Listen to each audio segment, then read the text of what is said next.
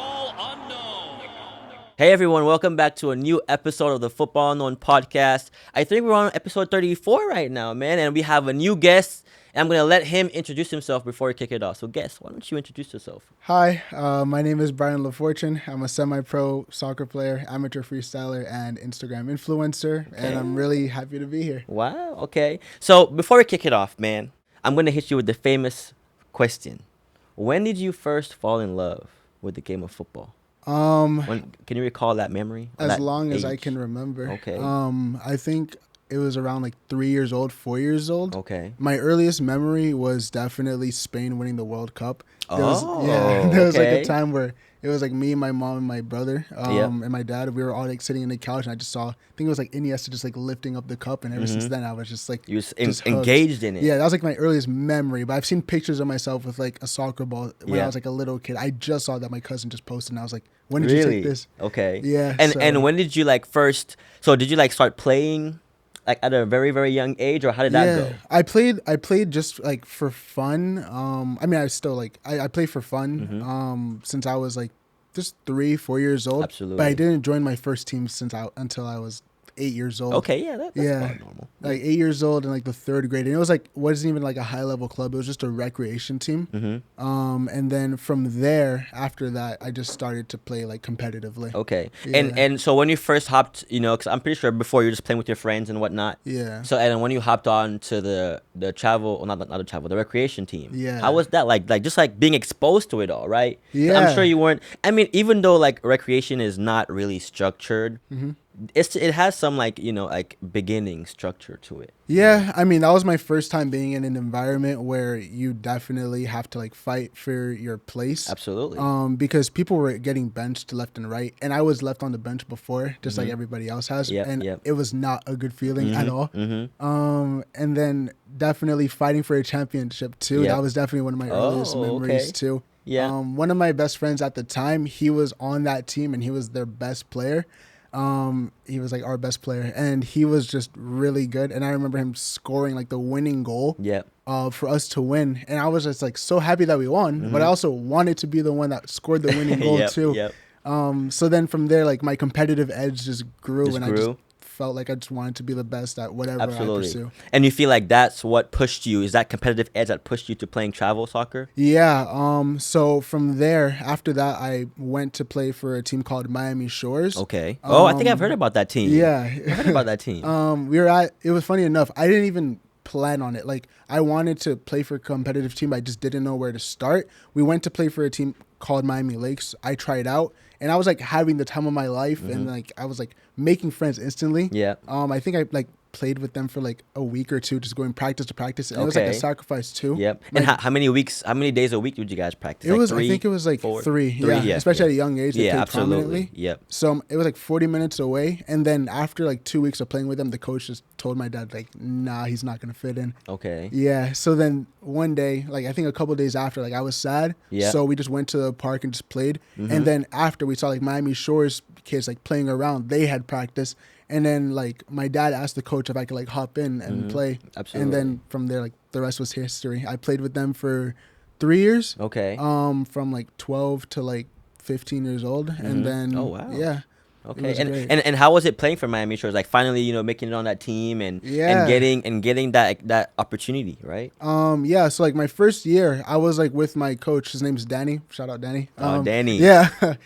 He really like drove my competitive edge. It was my first time being on a team where like I'd get yelled at. Okay. But like it was a good feeling because he really wanted to like push like and see you guys improve too. Yeah, exactly. And then like a lot of the players like I played with now like still play, and they're like really good players. And then the year after, I had a different coach named Francesco that really like made me physically develop. He told me like a tip on running that like forever changed my life. You gotta share it. Exactly. Share it. Like if you're gonna run with your knees up, drive with your knees up. It will change your life. That made me like much more faster and like have much more stability when running. Okay. Yeah. And what position were you playing for Miami Shores in those 3 years period? I was a striker when I first joined on my first year. And then my second year, when I first got with my coach, he moved me around the pitch all the time, like trying to explore. Yeah. And I hated it because one game it'll be striker, the next it'll be left wing. Then it turned into like right back. And I was right back for a while. Oh, wow. Yeah. From striker to right back, that's a big jump. That's a big jump. So like as any other forward would do, like I got sick of it. So I just make so many overlapping runs, just like running around trying to get crosses in. Yeah. So you were fit. You had to be fit to be making all those overlapping runs, man. Yeah, definitely. Just like running up and down. I feel like right back and left back, like those are one of the hardest positions in like football because you just run nonstop to like attack and defend. If you're like more like attacking minded, but it was a good experience anyway. And then like finally I just got put back to striker.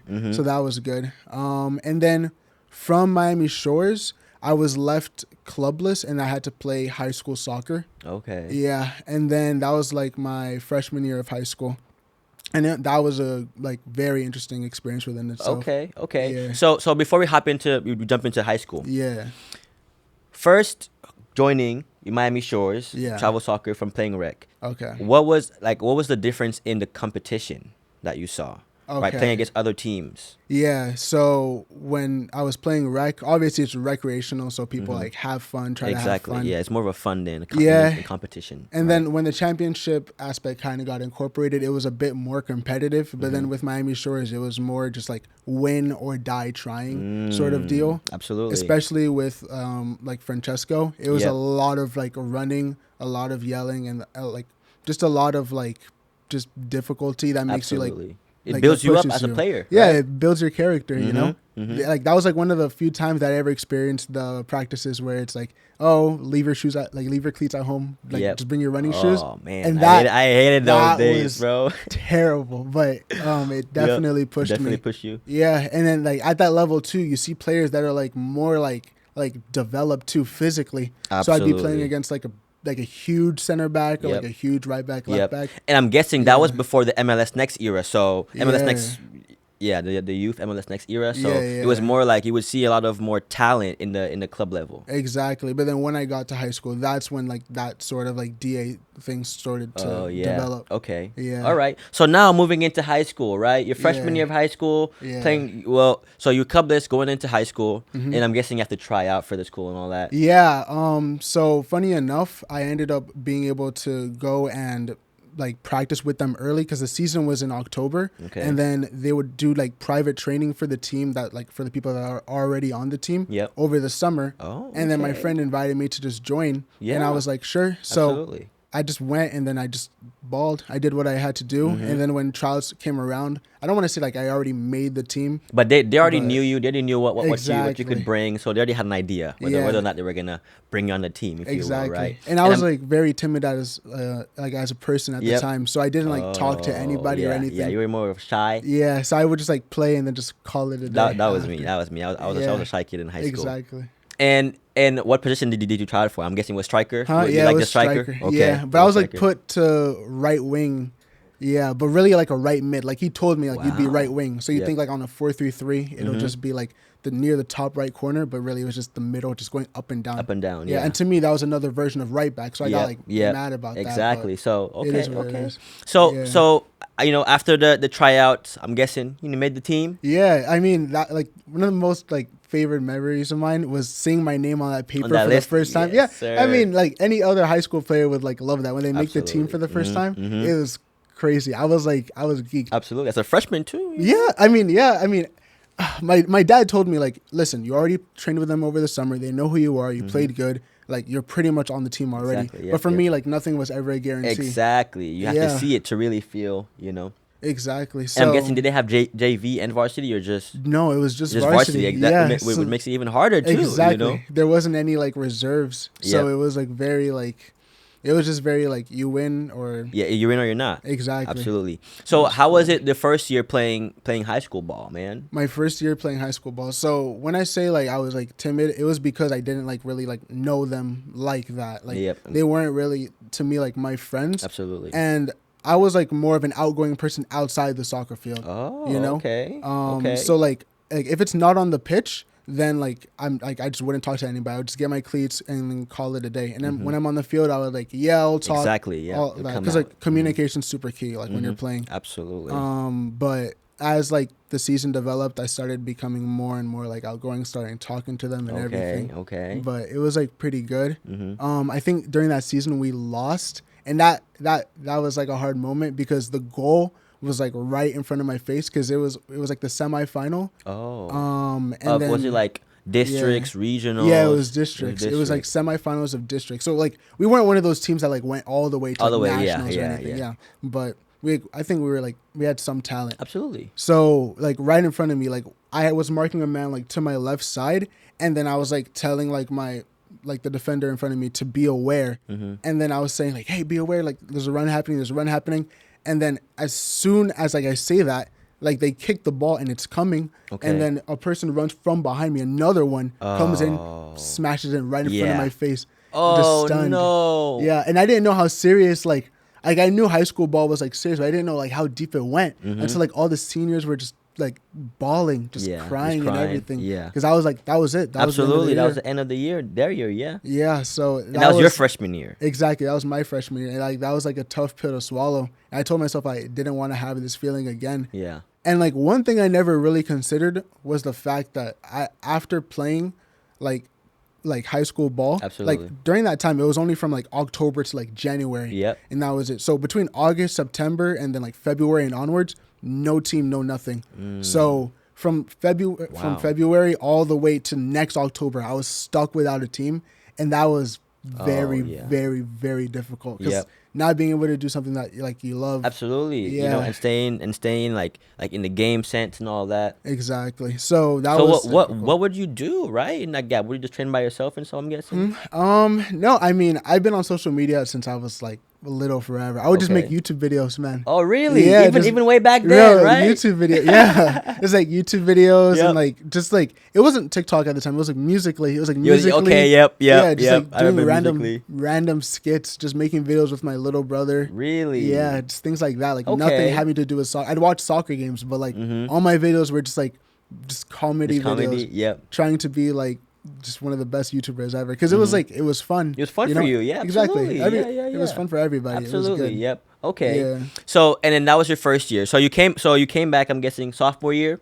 Yeah, sophomore year I came. And then that year it was like just a bunch of new kids on the team too, and one of them was also like one of my best friends now. And then once we joined the team, like it feels like the whole dynamic changed. It was way more like we have a point to prove, you know, and it was way more like intense in practices and everything like that. Were there a lot of returning players that sophomore year of yours, or no? Because the majority of the people that lost were seniors. Seniors, yeah, exactly. So all the spots were like open. So I was trying not to play like right mid again, and I ended up playing right mid again anyway. Oh no, but it was good. But with the high school soccer, like the practice consisted of a lot of running, like just like nonstop running. But I mean, it helped too. I would have loved to develop my tactical and like technical side more, but I mean, still got like my fitness up, you know. Absolutely. And it was like really hot too. Like it'd be like right after the practice. Miami too. Games. Oh man, yeah. Miami's heat's different. Exactly. Miami's heat's different. 100%. It was after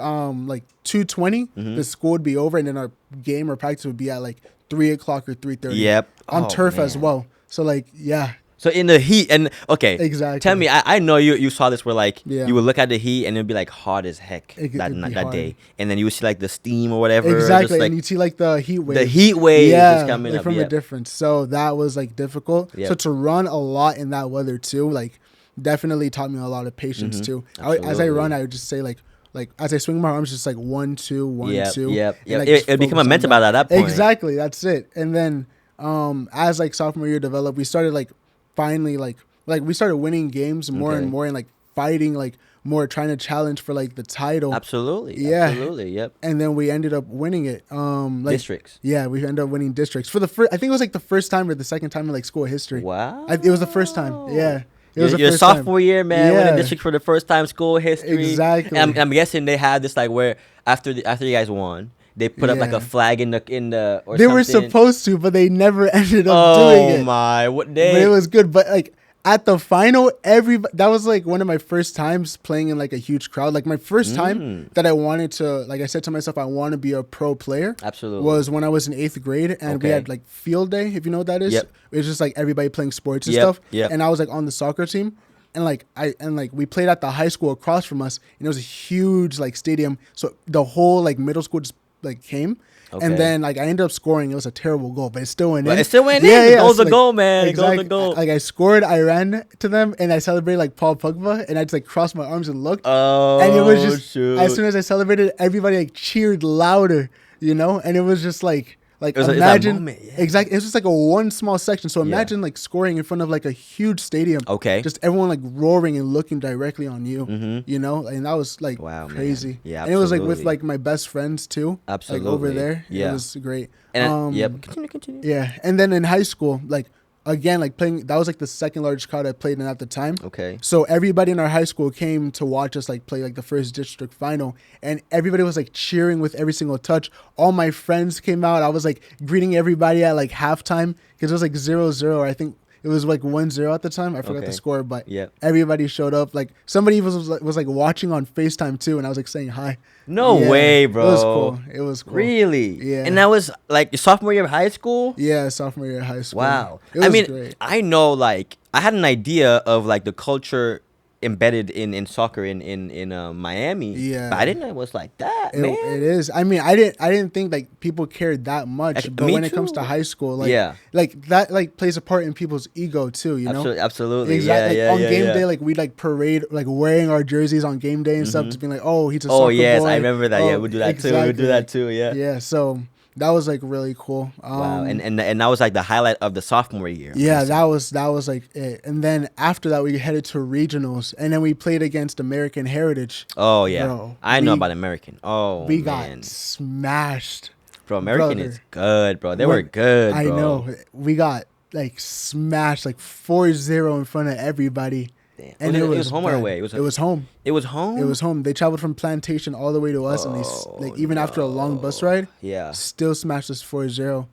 I was like first, I think it was like between the first and second quarter. Yeah. I think like after I played that, I got benched for like a quarter, then I came back in. But during the bench, just seeing the goals just flying in as if it was just routine for them. It was just like so disheartening. Yeah. Seeing like just the dream of like regionals and nationals just like going away, slowly going out. And I started to feel like a senior, even though I was a sophomore. But it was like hard, you know. Absolutely, it's a passion, man. Yeah, it's a passion. Exactly. And then like at that point, the season was done. But the thing is, when the season was done, I was sad that the season was done, but I was like more sad at the idea that I like would be stuck without a club for 8 months again. Like stuck without a club for 8 months, just not playing soccer or doing anything. Yep. Even especially after that loss too, you know, you want to keep on playing. You know what I mean? Exactly. Okay. Yeah. So after that game, I was like with my dad and my brother, and I just broke down crying, man. Absolutely, bro. Yeah. It was just hard thinking about like not being able to do what I love. My brother was there like trying to fight back like laughter, but oh really? Yeah. But sound like a brother, bro. Sound like a brother. You know what I mean? But my dad was there just like consoling me and everything. Absolutely. Yeah, just cheering you up a little bit. Yeah. And then I'm a firm believer in like everything happens for a reason. Absolutely. So I kid you not, like within the next day, I get a text from like one of my friends, and he says, "Hey man, Senior, you're a good player. I'm part of this team, and we're looking for players. Would you like to join?" It was like essentially just another rec team at the time because it was a startup. Now it's like more developed, you know. But like at the time, it was like pretty much a rec team full of like just like one 12-year-old, one like 14-year-old. I was like 15 at the time. So like one 12-year-old, one 13-year-old, like younger kids, and then like people my age too. Yep. And I was just thinking to myself, like, if I was in any other position, I wouldn't join this team. But it's either this or no soccer. Team. Yeah, exactly. And then I was like, I was like begging my dad. I was begging my mom. I was like, please, let me just play here. Yep. You know, it was called Aventura FC or Bold Nation. Yeah. But I called it Aventura FC. Yep. Yeah. So that was a great experience too. Yeah. Like, so when that happened, I went to play with them, practiced. I didn't like what I saw at all, being honest. And I looked like the best player there. But like, are you really gonna like grow if you feel like you're the best player like at a team? you know? Yep. So I stayed there regardless. Yep.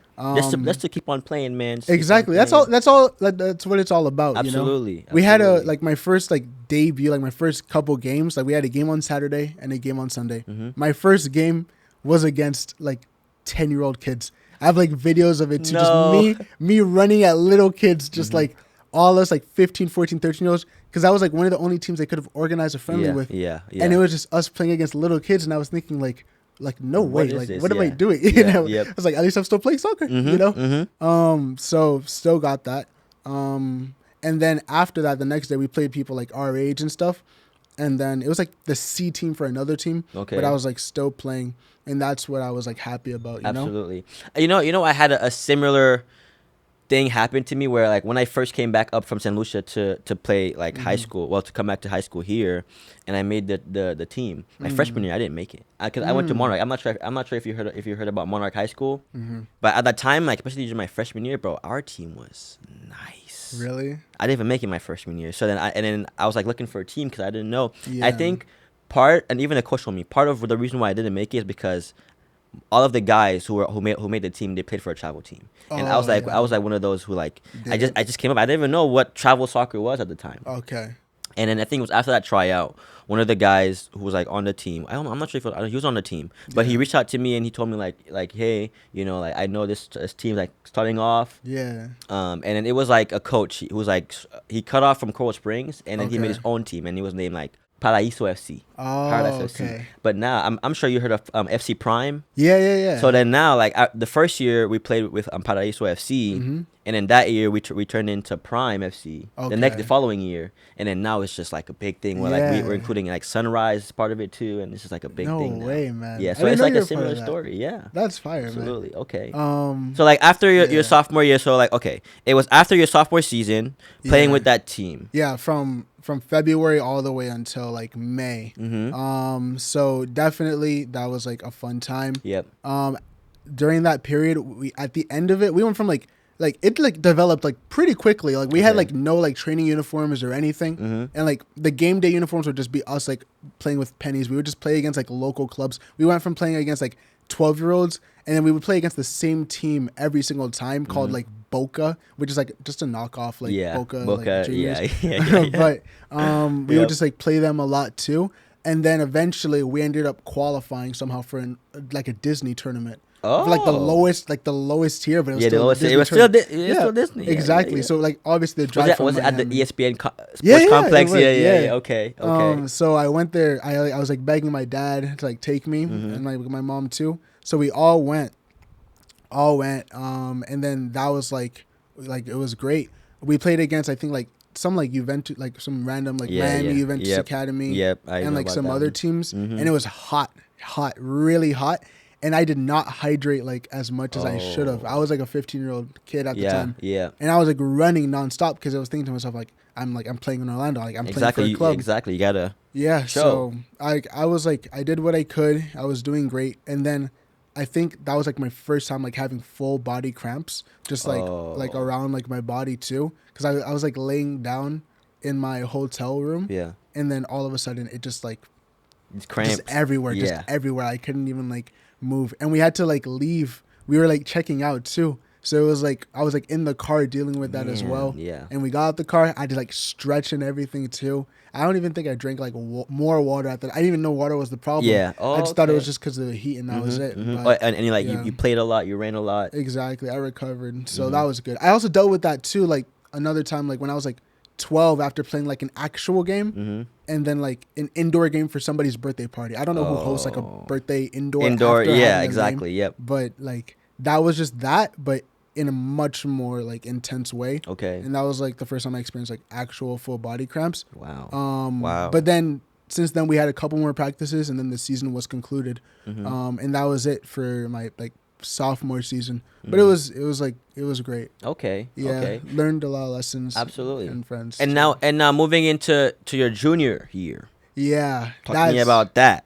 Okay, so my junior year, it seems like every single year I just try to like level up or get better. Try to play at a higher level. You know, because I was so like motivated by watching different like different like YouTubers Yep. and like social media people at the time, like 7MOC or like Matt Sheldon, like those two, like huge inspirations of mine because I've watched them like for the longest time. Yep. And my junior year, I was like, okay, let's try to play for like a better club because I really like the thing is like that team they gave like Aventura FC. At the end of the day, like I was without a club and I didn't want to go 8 months without playing soccer again. Yep. And even though it was like a rec team at the time, it gave me a pathway to playing soccer again. Absolutely. And like the level was low. So I was like scoring consistently, but at the same time, I was getting my confidence up too. Absolutely. You know? So yes. I was like really happy. Like the club gave me my confidence. It brought a smile to my face to play the game. So heading to my junior year, I ended up going from like the rec team to playing ECNL like after. Okay. For this team called Soccer Paradise FC. Okay. Yeah. Yep. And it was great, but also difficult too because the way they managed like finances was very like shady and like very difficult for like my family. Yeah. And it was like very hard because like I didn't want to put my family like through that like kind of strain. Yeah. Because what they would do is say, oh, this costs one thing, and then it would really be another, which a lot of clubs in the U.S. do. Yeah, absolutely. Absolutely. Yep. But that's like a problem that the U.S. has to address like eventually. But that's what like they pretty much like did. But like regardless, like my mom and dad still did this sacrifice, which I'm so grateful. Absolutely. To like let me play. Just the support, man. Yeah. Support. So like first 4 games, I scored in every single one. Wow. And it was crazy. At right mid? No, striker. Striker. Back at striker. Club, back at striker. Yeah, back at striker. Like high school, I was playing right mid, right wing. Okay. Club, I was playing striker. Okay. Yeah, because like I was stuck playing high school, right wing, and then I went to Aventura FC, played striker over there, got my confidence up as a striker, then played ECNL right after, huge jump. Yeah. And then just started banging goals left and right for the first like 3-4 games, and then I went on like a cold streak after. Okay. And like that, like I've never been on a goal drought like that too. That was difficult because like the way people turned it so quickly on you right after really was wild. That was like the first time I actually experienced that. Really? Yeah, because like, it was like they were like your friend and everything when everything was succeeding, everything was going well. Yep, but in the moment, I stopped scoring. They're like, oh, we don't have a striker. Oh, we don't have nobody up top. Oh, nobody here is good. Like, what are we doing? Yeah. You know? Yep. I mean, I've never really like experienced that because I think since I was playing like more I was playing center back at the time, center back and a little bit right back, left back. So I didn't really experience that, but that's interesting to hear that. Yeah. Okay. So I was just pretty much trying to like focus on myself. And then that's when I realized like I would watch Matt Sheldon and Michael Cunningham. I would just start training on my own, taking their drills and just training on my own, trying to get better. Because if they like, I don't want them to be right about me like not being good, you know. And then the second I started scoring again, they'll be like, "Oh, you're such a good player, man! Oh, you're amazing," you know. So that's why I started to try not to care about people's opinions. Just tune the whole thing out. Yeah, it's just hard to hear like when you're on the pitch and like the people are like, you can't look somebody in the face and just like give them a handshake before you play, and then they'll be like, "Oh, yeah, what's up, man?" Oh, and then like 10 minutes later, they're like, "Oh, why is he on the field? Exactly. Oh, he can't do anything." Dog shit, whatever. Yeah. It's just like it was hard, especially like as a 16-year-old, but it was like a good lesson to learn. And then that was the first time I ever traveled by myself to go to a tournament or like anywhere else for that matter. We went to North Carolina. That was a like to go from the like the hot in Miami to the cold in North Carolina. Oh man. Yeah. Oh man, it's a different experience playing the cold. I know. And then there were like good teams there too. Like I forgot the names of them, but we played I forgot. I think one of them was called like Arlington or something. Okay. And I think something Bobcats or Baltimore started with a B. I know North Carolina, that area have like a good program, have like good soccer players. Yeah, exactly. It was like the Carolinas. It just had like a bunch of teams coming, and it was my first time seeing scouts too. Because when you're 16, you're thinking about like college, absolutely, and like where you're gonna play and everything. Because like the dream pathway was to go like play soccer, D1 college, and then professional like right after, you know, because that was like the view that I get from like YouTube. I'd be watching videos like day in the life of a D1 athlete, day in the life of a D1 soccer player, day in the life of a professional soccer player, nonstop. And like that's exactly what I wanted to do.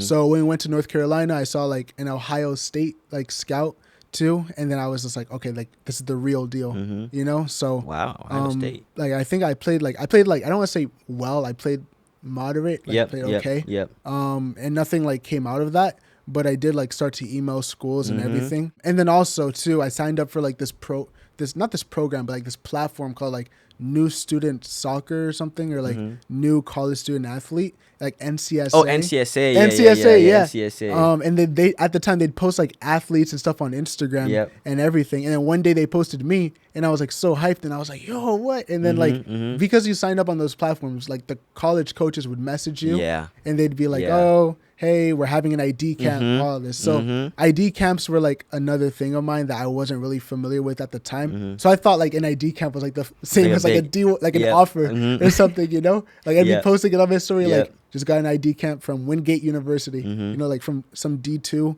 in North Carolina, because like I think they saw me play or something like that, but didn't end up like going there. But that was like still cool just to be able to go be on your own and like surround with people your age, like walking around and travel with the team, build that team bonding, exactly, the whole experience. Right? I felt like a whole professional, because that's what they would do in like the day in my life, you know. And I was like, it was really cool. Wow. Okay. So then so during that tournament, right? What was the talent? I'm pretty sure you saw some like talented players over there. So how was the competition as well? Okay. So the first game we drew 0-0. The next game we played, I think it was like 1-1. And then the third game, the weather was it went from like cold to shivering, and it was raining too. It was raining too. And I could not feel my toes. It was numb. It was hard for me to like move around and swing my arms and everything. I'm feeling your fingers too.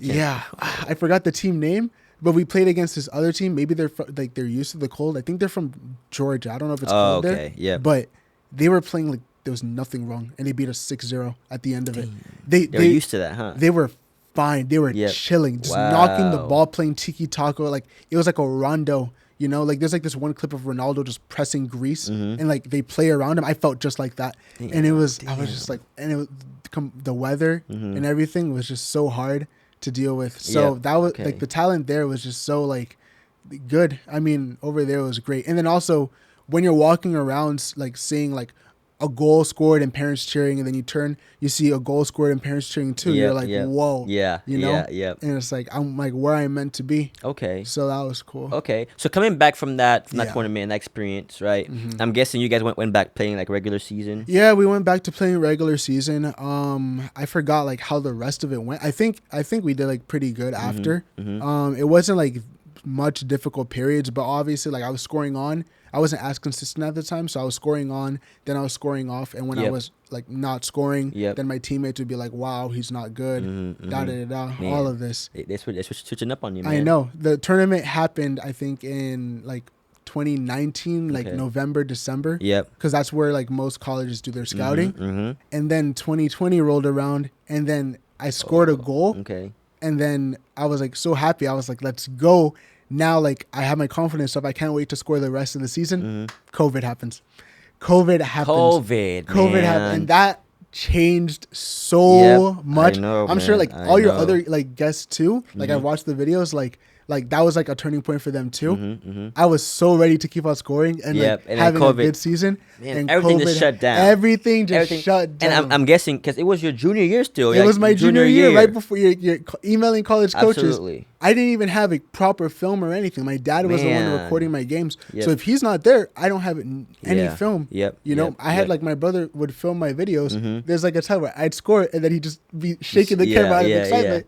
And like the video wouldn't be like as good. Because me neither, bro. I didn't do any filming, and I realized that, especially with college recruiting, like film is a big like part of it. And I didn't know that. And that's like the club aspect. So like going away from that, I also played high school soccer at the same time. And playing high school soccer and club soccer at the same time for the first time is hectic, was bro. And my schedule too for school, I was taking like the honors classes, all that. Oh, the APs too? Yeah. Man, I tried AP history while doing like high school soccer and club. I couldn't do it, bro. I couldn't do it. My AP US history teacher was drowning us in work. Oh my gosh, bro. I can only imagine, bro. Yeah, I was like taking like just a couple, like 2 or 3. Yeah. And on top of that with like soccer, I'd stay up until like 1 a.m. Yep. having to like do like having to do homework, you know? And then the thing is, like, I had practice one day, and then the next day I'd have practice again, but I'd have to miss my high school practice to go to my club practice. Because there would be like teammates of mine where they would go, like, we'd finish high school practice and they're like, all right, guys, let's go to club practice now. And I just couldn't do it. I couldn't be bothered. I was one of those. Really? One of those players. That's and then I'll tell you a funny story, bro. Yeah. It was the same junior year.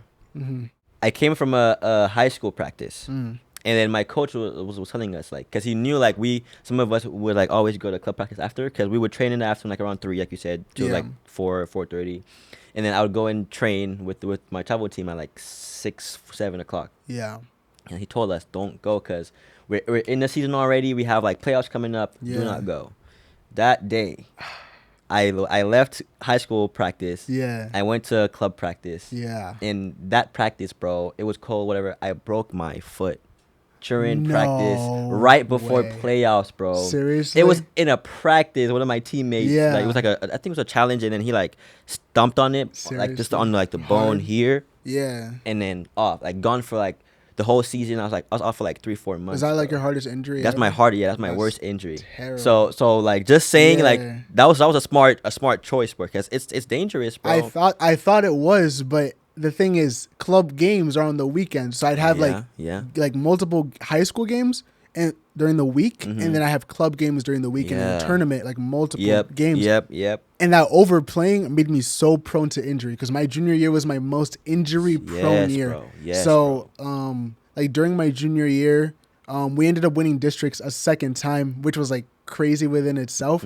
But the thing is, I was playing so much, and then I think like my first injury, I think it was like an ankle injury. We were at like a showcase, and then I was like, no, it was like it was like high school. I was running for the ball, and I was like playing striker up top with my best friend, and we were running, and then the ball was going to the left side, and I just had like, I was like, I need to score like during this game. I need to score. I need to be the one that makes us win the game, you know? And like, he's like a striker like me, and he's like just as selfish. So I was like yelling at him, I'm like, leave it. And like he's like all the way over here, and I'm over here. So he's like, all right, fine. Like he leaves it. He never does it, but he left that time. And I was like, this is mine. I stick my leg out. As soon some defender comes and studs up, just rams my ankle, and like I roll my ankle like hard, and it was so hard for me to move it. And like the adrenaline was rushing, and I was still like just focused on like the goal. And my coach, I was on the bench, and he was like, hey Brian, how are you feeling? And I was like, I'm fine, like I'm okay, put me back in right now. And like he could clearly see I couldn't walk, and he still let me go back in the game. You went back in? He let me go back in. So so I'm guessing, so at the time you didn't probably know the severity of it. Yeah. But at the time, like, what do you think it was? Because the pain. I don't know, like the medical term for it. I definitely, like, it kept me out for a good month and a half. It was like the ankle was just bad. The ankle, it was hurt. It was swollen like a ball. It was like my left ankle too, and it was hard for me to flex it. Damn, bro, and the ankle injuries are like the longest ones, because like any little thing, and then you're back to where you started. Any little thing. Little thing. And then even the way you run too, bro. If you run the wrong way, back where you started. If you slip too, it's bad. And if you hit the ball the wrong way too, that like it's really bad. Bro, I remember so I had like I was battling an ankle injury, but my dumb ass went to go play keep. I went to go play keep, and like we're just like playing for fun. Yeah. And I went to go keep, and then I tried to like block a ball, and I blocked the ball, but then the ball hit me like here, and then like it just bent my whole foot back. Really? So just reset all your progress? Everything. That's terrible. Everything from the ground up again. That's exactly like what happened to me too. Like as soon as I got back in, like I caused an assist, and then as soon as I caused an assist, I was like, okay, that's a goal contribution. Like yay. And like after I was satisfied, I was like, yo, this hurts bad. This is bad. It was that same game? And I was like, yeah, the same game. So I was like, coach, like take me out, like for real. So he subbed me out, and I just couldn't walk. So I was like, I was like doing therapy with like our school doctor, and then he would just put like the electro things on my ankle, stimulate it. I had to like grab a towel with my toes to flex the ankle, grab marbles, place it from one bowl to another bowl, and like just roll it, do like calf raises every single day, just trying to get better, you know? And all throughout, like between like, I think this happened like around like early December. So winter break rolled around. Winter break came. I was doing it all the time. And I was like, okay, I'm ready now. So I come back. January rolls around with the soccer team. And we have a showcase. And then what happened was I was balling. I was doing so good. And then we were literally playing against this one team that was so popular around my high school. It was called Palau at the time. Everybody around my high school team, they all played for them. They all played for them. And I was like, I need to beat this team. I hate the fact that they walked around like going to training with them, just saying, "Oh, what's up, man?" Like thinking that they're really good. When to me, I thought like I was better, but they thought I wasn't like that good. You know. Yep. So I literally was like, okay, we're playing against Palau. We need to do good. Like that's it. So first like 7 minutes goes by, like 7-8 minutes. I score a header, and like I point to like one of my like friends at the time. I was like pointing to him, and I was like, I said I would score against him because we had class earlier that day and everything. Oh man. Yeah. Okay. Exactly. Wow. And then like this was my first game back from injury too. Yep. Yeah, wow. Exactly. Yep. I remember like I was like, oh, I'm gonna score against you, and he's like, with what ankle? You know? And I was like, damn, that's what shade at you, man. I was like, with this ankle. With this ankle. Yep. And then the next play, I make a run like from the back line, and then like I'm looking up at like from the ball. And as I'm looking up from the ball, I look forward and I see the goalie just come. And then his knee just drives into mine. And I was like, no. I was on the floor and I was like, yo, no. Like, there's no way. I'm not getting back. I'm not getting injured again. I don't care. Yep. So I kept playing. And like, I just like hit it from my coach. And he didn't like, I don't think he noticed, but I was just playing, just doing this link up play. I couldn't sprint. I couldn't make any long runs. And then after the game, I was just limping. Limping so much. When all the adrenaline is gone. And it was swollen like a balloon. It was like, I have a video of it. I was just like limping after the game, swollen like a balloon. And I didn't know like the knee. The knee. I didn't even know what it was, and it was bad. I couldn't play for another month, and like around that time, that's when we qualified for like we were qualifying for districts, you know. And like the fight to like win districts the second time was on. Absolutely, yeah. And like that was when my club team was playing and everything. And I was like, yo, like there's no way you're gonna miss all of that. Yeah, like I played so much and I was like so ready to come back. And you're getting back, man. You scored first game back. Exactly. You know, everything's kicking off again. Yeah, just to get injured again. Exactly. So that was like a tough mental battle because I was thinking like, is this sport really meant for me? Like what am I doing? Bro. Like there's no way. So all I did, I would just ice it every day, elevate, and just take like ibuprofen or like Tylenol. Man, I feel like we have a similar journey, bro. Because it was that same junior year before I broke my foot.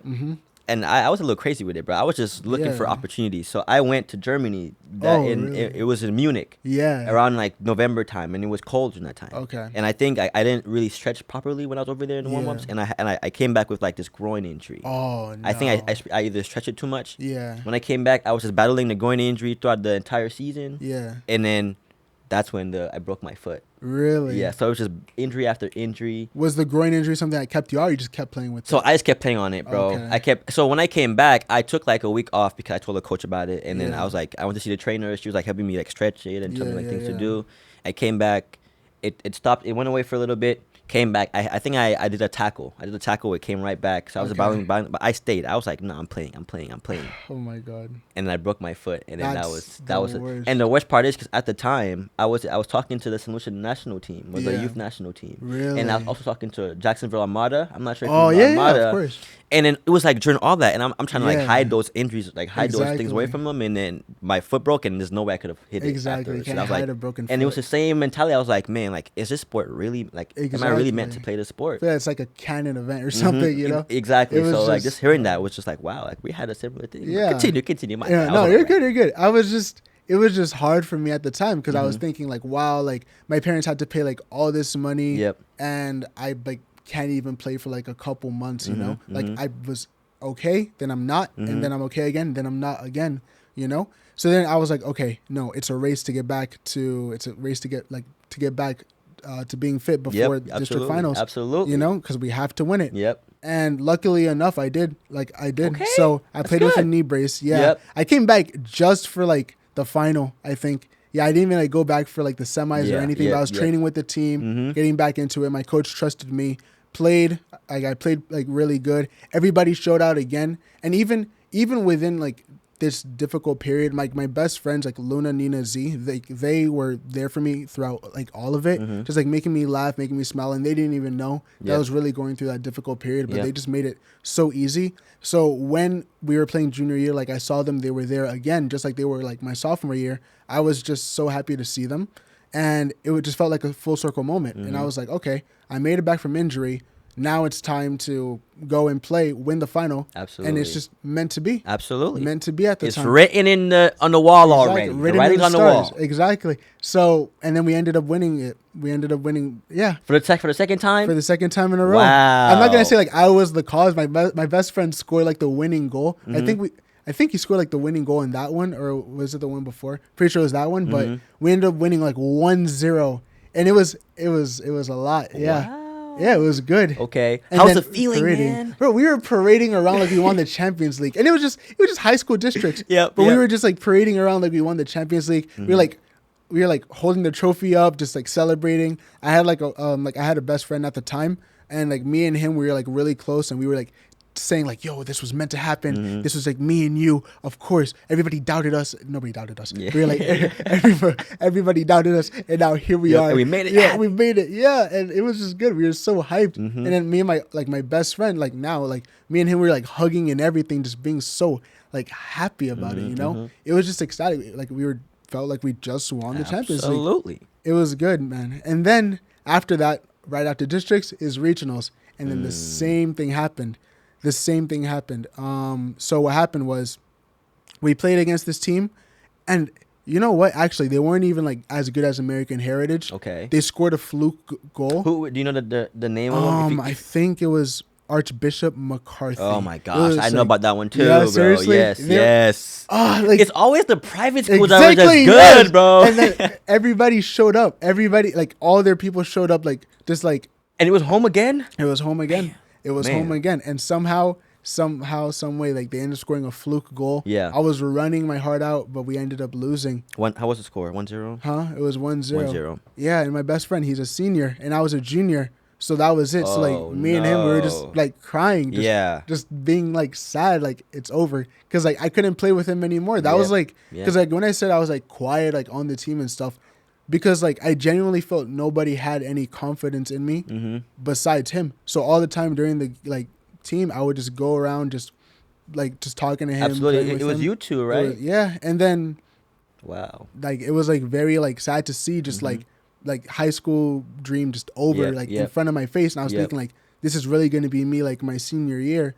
You know, and then like obviously like, during my junior year, I also made like a couple friends too, but not the same as the homie. The homie is different. I know the homie is different. I made another homie too. Okay, I'm not gonna like name drop him. He's one of my boys right now. We're always like bantering and talking and everything. But like I met him during that time, and he's a grade below me. You know, so it's like I have like my senior like best friend, and I'm like the senior to him. Exactly. And I was just like trying to like guide him and everything, because I don't think for him, he didn't think anybody believed in him as much as I believed in him, and then my best friend, he believed in me. So it just all worked out. So seeing that like that dream just be over for him, it was just like sad. And I couldn't play with him anymore, and I was just like, hey man, at least you guys won districts, right? Exactly, won districts. We're trying to focus on the positives. And leading up to regionals too, we had a whole like pep rally and everything, and that's when I started getting into juggling more, because I just started juggling and seeing my teammates do freestyle tricks.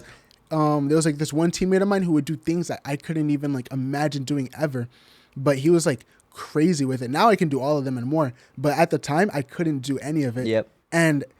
And I started juggling more. So then at the pep rally, they were like, oh, we need 2 people to juggle. And I was like, me, let me juggle right now. Let me just do like freestyle skills. And you didn't even know how to do it at the time? I didn't even, all I did was juggle, and I do it around the world. Everyone was like, whoa! Like, just I know what's like, I know it. I know it. Exactly. And then after like, so we went on like a super high, celebrating like with everybody that we got 2 district titles in 2 years. Then like a couple of days after, we lose regionals. I'm crying with like my best friend, just like being sad and everything. A roller coaster of emotions. Exactly, man. That's just how football is. You know? Absolutely. Losing in front of like your parent, like your best friends. Just absolutely. All of them. Just like everybody that took the time to come out and see you. Exactly. I have to look at them and be like, sorry. Like, that's it. Yeah, so I know that feeling, man. That was it. And then also regionals, I couldn't even play either, because at the time, I got injured again.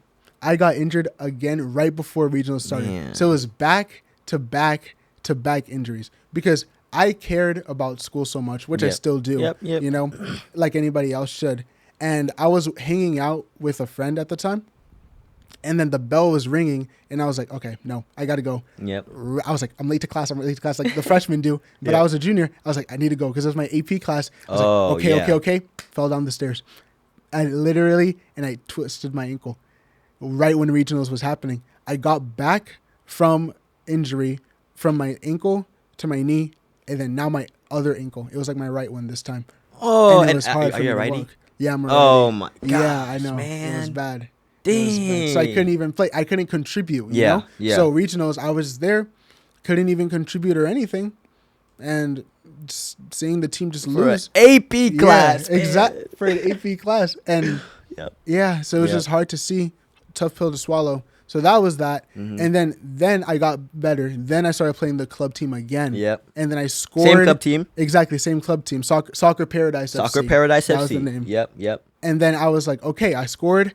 Season's back, and then COVID came, and then that's the whole time. Yeah, that was a year. You know? And then that was your senior. That was my junior. That was to your junior year. Yeah. So this was March of 2020. Like March. I think it was like March 13th. Yeah, like, that sounds about that's right. The day. Like, that sounds about right. Yep. So then, this is where all like the freestyling and the influencer stuff like kind of like rolls in, kind of, and like where I ended up playing MLS Next too. It was like everything just feels like a full circle because wow, man. What happened was I was like just scrolling through my TikTok, Musically. I think it was it turned into TikTok at the time. Yep. Yeah, so I was like scrolling through my TikTok and everything, and then I saw somebody with I think like a DA shirt and an Orlando City beanie, and it was like a kid like my age, and he was like easy freestyle tricks to learn, or like freestyle tricks difficulty, and he starts doing these crazy tricks, and I was like, the first one was like a normal around the world. The second was like a double around the world. And then the third one was like some the one where you do the... Yeah, all that. And this was the easy section. Then the medium section, he does this, like all of this, you know? Yeah. And I couldn't believe it whatsoever. And then I was like, you know what? Let me try this. Because the thing is, he had the DA shirt on. And I remember you said earlier that DA was like starting to develop when I was like younger and everything. Yep. Around the time I got to high school, if you were playing DA at all, you're automatically considered a good player, no matter what, because it's academy, you know, and everybody wants to go pro. Absolutely. Yeah. I'm guessing there wasn't even any like if you played DA, you couldn't play high school. You couldn't play. And that's the thing. I was in Miami. You know what was being developed at the time? Inter Miami. Yep, Inter Miami. Exactly. Yep, so the academy was being developed, and what they would do, they would invite the best players from the best teams in the area to go compete for a spot. Absolutely. I remember that. Exactly. I remember that. How many players from my school? Because shout out to Zane. Zane got called up. And I think a couple other guys got called up. Yeah. But it was just like, I was like, damn, like how do you even get the invite? Like, what do I have to do? I don't know. You just had to be like coach. I think it was word of mouth, bro. It was more of like coaches, like the staff of Inter Miami probably reach out to like those different clubs, and then the coaches would like recommend players. I believe that's what. I think so. I mean, I've seen like a couple people I played with, even at the recreation. One of the players I played with at the recreational level, he ended up getting called to play for them, and he ended up playing for them. Wow, it was crazy, and like I was happy for him, but I was like, wow, like I really want this to be me, you know. So seeing that happen right in front of your face, I was like, wow, I've always wanted to play DA, and then because of Inter Miami happening, everybody was like, whoa, like, yeah, like those players are so good. Oh my gosh, I need to play DA. I need to play like all of this, you know? And Inter Miami was pretty much like a merger of Kendall DA and Weston DA put together. That was pretty much it. So all the best players were there. And everybody just pretty much grew up, like, not grew up, but like they were aware of it and knew that they wanted to play at that level because it's the highest level. So back to like what I was saying, I was like scrolling through my TikTok. I see the kid with the DA thing, and he does the freestyle tricks. And I was like, man, if I could do anything he can do, like I could play DA, then I could play pro and everything. Because it was difficult. Like I was stuck in quarantine doing nothing, you know? And like my dad would be like, oh, one day you're going to play for Bayern Munich. And I'm like, how? Like same thing. And then I was like, you know what? Let me try one of these freestyle tricks. And then like I was like, let me do the double around the world because I'm already familiar with the around the world. I did I tried it the first time. I almost landed it, and I was like, pause. I was like, hold on. Let's try this one more time. One more time. And then one more time. I did it with like this like flat soccer ball my friend gave me like before he left the school as a parting gift. I did it and I landed it and I was like, yo, I think like I'm actually like as good as a DA player. Like, yo, no way. Yep. So then I start recording the videos and start posting on my story, like doing it around the world one time got boring, ha ha ha. And then my friends are like snapping me like, yo, what? No way. Like all this. And I was like, this is crazy. So that's when like I started like doing like freestyle moves. And then like obviously everybody's seen like that one video of like Ronaldo and Jeremy Lynch or like Neymar with that one like mass story, the AC Milan wonder kid. Like all those freestyle skills. And I'm like, I always wanted to do those. And I'm like, yo, let me start like just doing them. I never searched up like a tutorial on how to do this move, this specific move. I just looked and I started doing it, you know, just trying out for yourself. Exactly. Wow. And then I just started doing it more and more over the summer because I didn't have a club this summer. Exactly. You know? Not much to do. So that was like pretty much my junior year. It was like quarantine, you know. And then heading into my senior year too, I didn't really know where I wanted to go to college or anything. And I also didn't know I was going to have a season because club, that was it. Like club soccer, like that was dead. After like that experience playing club soccer with the way that the team tried to like manipulate my family financially, like we weren't going for it. And I couldn't really blame them either. Absolutely. You know, because I never want to put them in that position. Absolutely. You know, because I care about my family like so much. So I was like, okay, let's hope and pray like high school soccer comes. So a normal high school season at the time was 15 to 20 games. And then our season got cut short to 6 games. 6 games over the course of like a couple months. It was so sad. Senior year, bro. It was bad. And I lived 5 minutes away from my high school. So I started just walking to the high school field all the time, just shooting the ball or like doing like freestyle tricks. And then when the season rolled around, I would just walk to practice.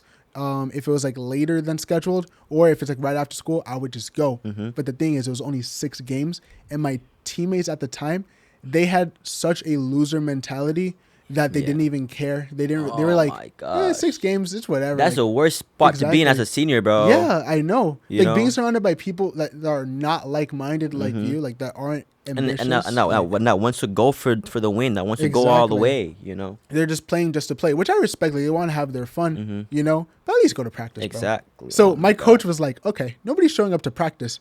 Why half practice? Like, let's just wait for the games. You know, like he would just go. He's like, I'm not going to do this if nobody's there. I'm not going to waste my time if no one's showing up. So the best friend of mine that I made, that was a sophomore at the time, Gene. Me and him would like stay after, and we would just play. We would just play together and just like shoot the ball and get better together. Just like me and my other best friend Daniel, we would like get better together. Absolutely. So I was trying to be his mentor the way Daniel was to me. Absolutely. And we just grew together that way. So that's like the other homie.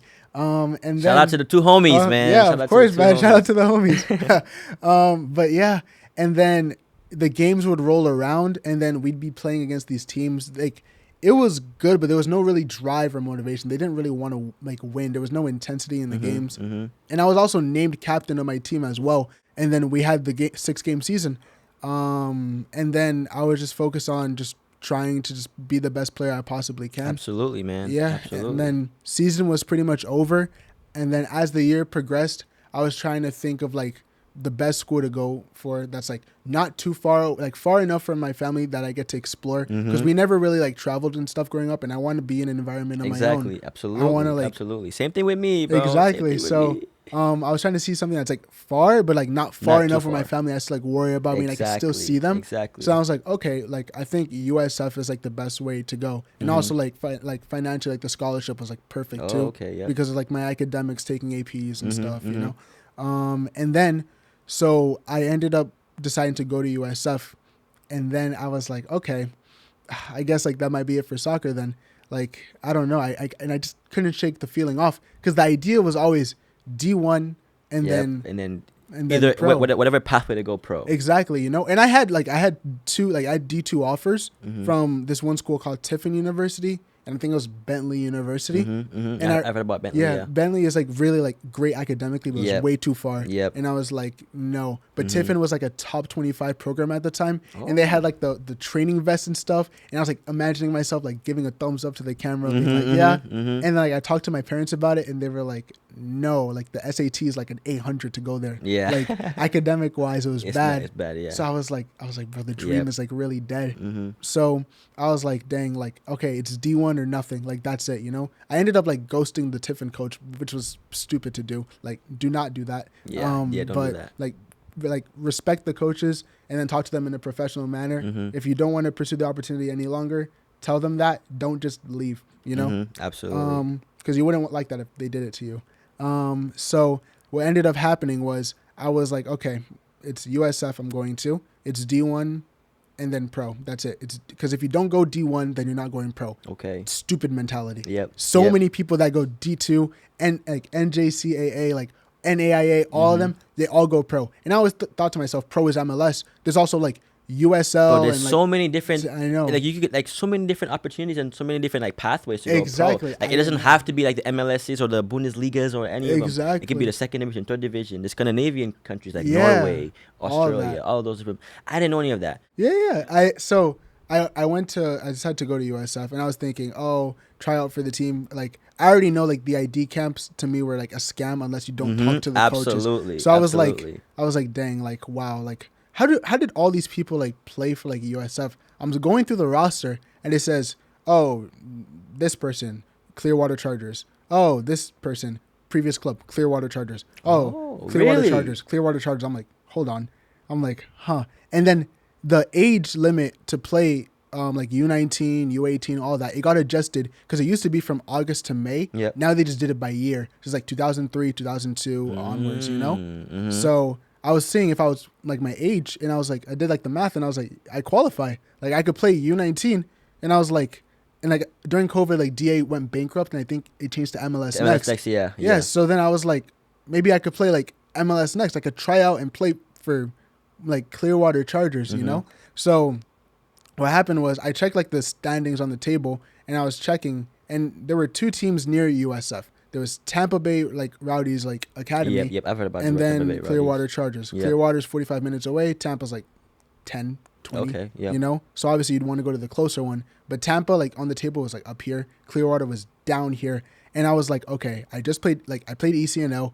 I went a year without a team again because of COVID. Mm-hmm. Like, let's be realistic here. Mm-hmm. Like, let's play for as long as I play MLS Next, I'm happy. Mm-hmm. I'm gonna just do what I can. Mm-hmm. Like as long as I'm here, I play for Clearwater Chargers, I'm playing for USF. Mm-hmm. That's just how it's gonna work. Mm-hmm. And then after that I play pro, Yep. So I went and I tried out for Clearwater Chargers and then like that was like just the dream, I saw a bunch of people there. I saw a couple like USF commits at the time. I didn't know they were committed at the time, but I recognized them after. Yeah. So we were like trying out and I scored like a header and I was just running like my life depended on it, just like running for every ball. Mm-hmm. And then after that, like a week later, I was invited for a second tryout, I think like in April. Yep. Like the tryout was in March March. And then the second one was in April.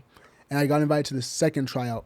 And then like that's where I was talking about earlier. Like I believe everything happens for a reason. Mm-hmm. We went to the second tryout. I went with my dad. I was like begging him to take me, and then we drove there from Miami to Tampa. And what happened was, we went to the field. Wow. We went to the field after staying in like a hotel that was like in a suspicious area. But my dad didn't care because that was like what I wanted to do. Mm-hmm. You could see like the passion in my eyes about it. Mm-hmm. We went to the field. I see a bunch of people, but they were all just kids, just nobody my age or anything. And the text I received from the coach inviting me for the second trial was kind of like automated. It seemed very generic. Yep. So I was like asking around, hey, like is there any like U19 trials happening today, like MLS Next? And they were like, not that I know of. I'm like talking to the coaches, nothing. And I'm texting the coach on his number. I'm like, Andres, is the trials happening? Like, what's going on? 30 minutes go by, nothing. And I'm like, yo, like, no way. I'm like, there's no way, like I got snubbed. Like I thought he'd sent the message to the wrong person.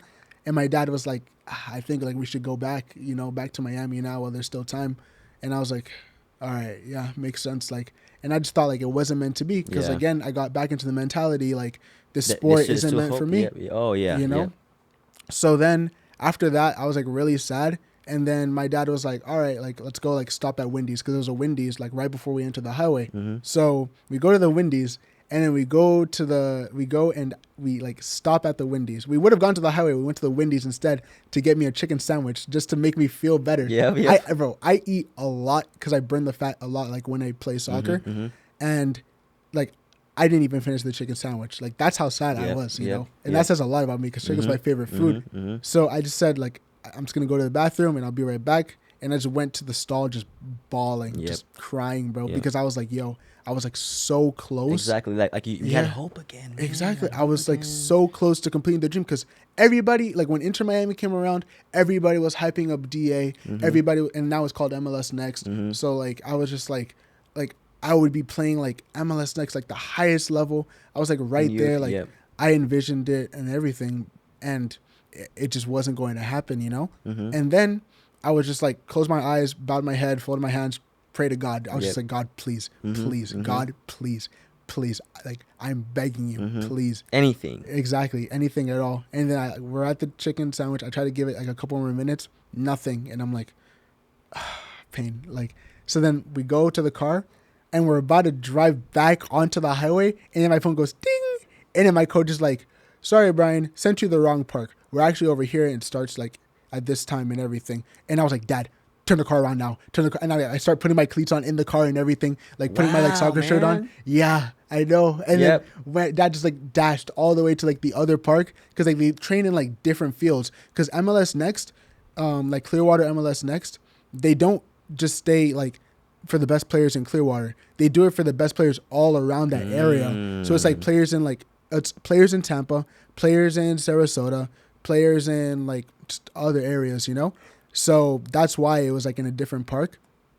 So we go there and then I talk to my coach and I'm like so nervous. I'm ready to prove my point that like I'm ready to make the team. I'm ready to like just show that I belong here and I'm going to fight for my dream to play at the highest level possible, you know? Because a couple of years ago I was just playing like for a recreational team, you know? And I was like saying like imagine being able to say that. So I go to my coach. I'm about to have this whole speech ready to be like hit the ground running. And he's like, how are you? And I'm like, oh, I'm good, coach. Like, I'm ready to play. I'm ready to go. And he's like, all right, good. You made the team. So I'm going to need you to go over here. Wait. And then, exactly. And I was like, that's exactly what I was Wait like. a minute. Bro, he's like, I just want to see you again, just to have you be familiarized with the team. And I was like, I was trying not to smile or anything, you know? And I was like, trying to keep it all in. Exactly, man. So I was just like, I did it, you know? I was just like, I'm actually going to be playing here. Like, I'm going to go to USF. Play for like Clearwater Chargers, MLS Next, and see where it then goes. Play for USF right after. Yep. And like that's like where I thought like I made it because that was the first time. Like I've done a lot of things in my life I'm really proud of. I worked hard in school, but that was like the first time in my life that I felt like I worked hard for something and I truly achieved it. Yep. Because there were other people that worked hard for it and didn't achieve the same thing. You know, because I felt to myself, nobody worked as hard as me. You know, like up until that point. I was just doing nothing but just training on my own, training with my friend too. But it was just so difficult. And like a couple months ago, I'd have like my own teammates laughing at me for not being able to weave through cones, you know?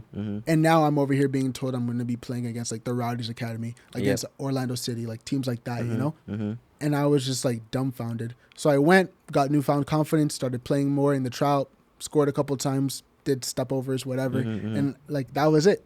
And then the entire time too, I also had like a pre-saved MLS Next beanie. Like even though nobody wears it, to me it was just a symbol of my hard work. And as soon as I got back, I just ordered it like immediately. You know. So the thing is, what people say is the issue of academy in the U.S. is how expensive it is. Yeah. And I was like, okay, I need to make money now, so I need to be able to do this.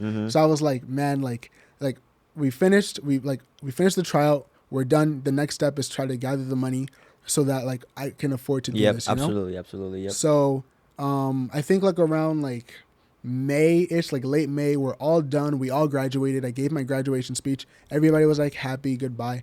Like I was just like walking back like from training and I was like, man, like I need a job. Like I need like money. I need something. Exactly. You know? Yep. Some dude, as soon as I'm thinking about that, some dude just pulls up in a van and he's like, oh, we're hiring here.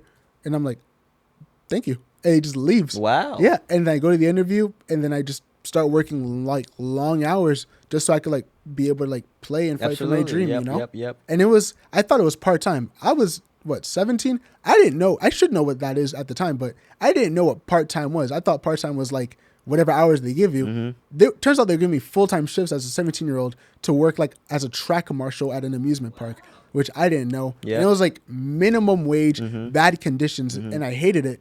But the only motivation was soccer. Yep, I'm going to be able to play, you know? And then like leading up to the season, my coach sent a whole preseason plan and everything. Preseason workout, I did every single thing. So I would just go to work all day and then go train after. Work all day, train after. Like on repeat, all leading up to that summer. Absolutely. I didn't have a car or anything at the time. So I just walk like 40 minutes to train, walk 40 minutes back, shower, go to work, you know? Yep.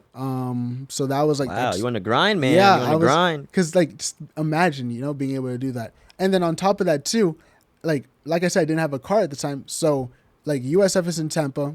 Clearwater Chargers is obviously in Clearwater, 45 minutes apart. How am I going to get there? Yep. I was ready to like save all the money for like the bus fees and everything. And then my mom was really like trying to like go for me having a car and everything. And then eventually I ended up getting her old car. Wow. And then like I got it like 3-4 days before I left to college. Yep. I paid for like my driving lessons too, and my dad would also teach me and everything. And then I just started like learning how to drive. And then now, as soon as I like got to like Tampa, I was like, okay, it's sorted. Exactly. You could drive. Exactly. You know? I could drive to practice, go from USF, Clearwater, and then just do what I need to do. Absolutely. Yeah. And then I remember we showed up. We showed up to get my uniform and stuff because everybody was already practicing. The season started, and like my move-in date was the 18th, but our season started like early August, like August 1st, August 2nd. So when I showed up, they were doing small-sided, you know, with like the pennies and everything and bumpers on the side, like playing high school soccer with people that like didn't really care. I never saw any of that, you know? And the first thing that reminded me of was like the training videos you'd see on YouTube of like Chelsea and Liverpool and England, the England training videos. I'd watch that all the time.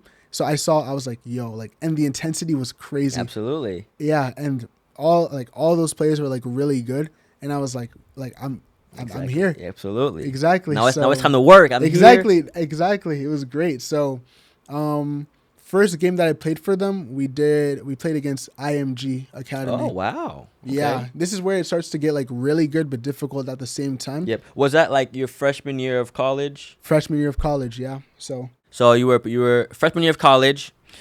About to play your first game for Clearwaters against IMG Academy. Against IMG, like the people you see on the commercials. Yep. You know? So I was so ready, so hyped. And I scored like a tap-in, you know? And like I was on the bench just like conversating with this random kid. Turns out he's like so crazy, like really good. Yeah. I was like saying that he's a magician, like he's really good.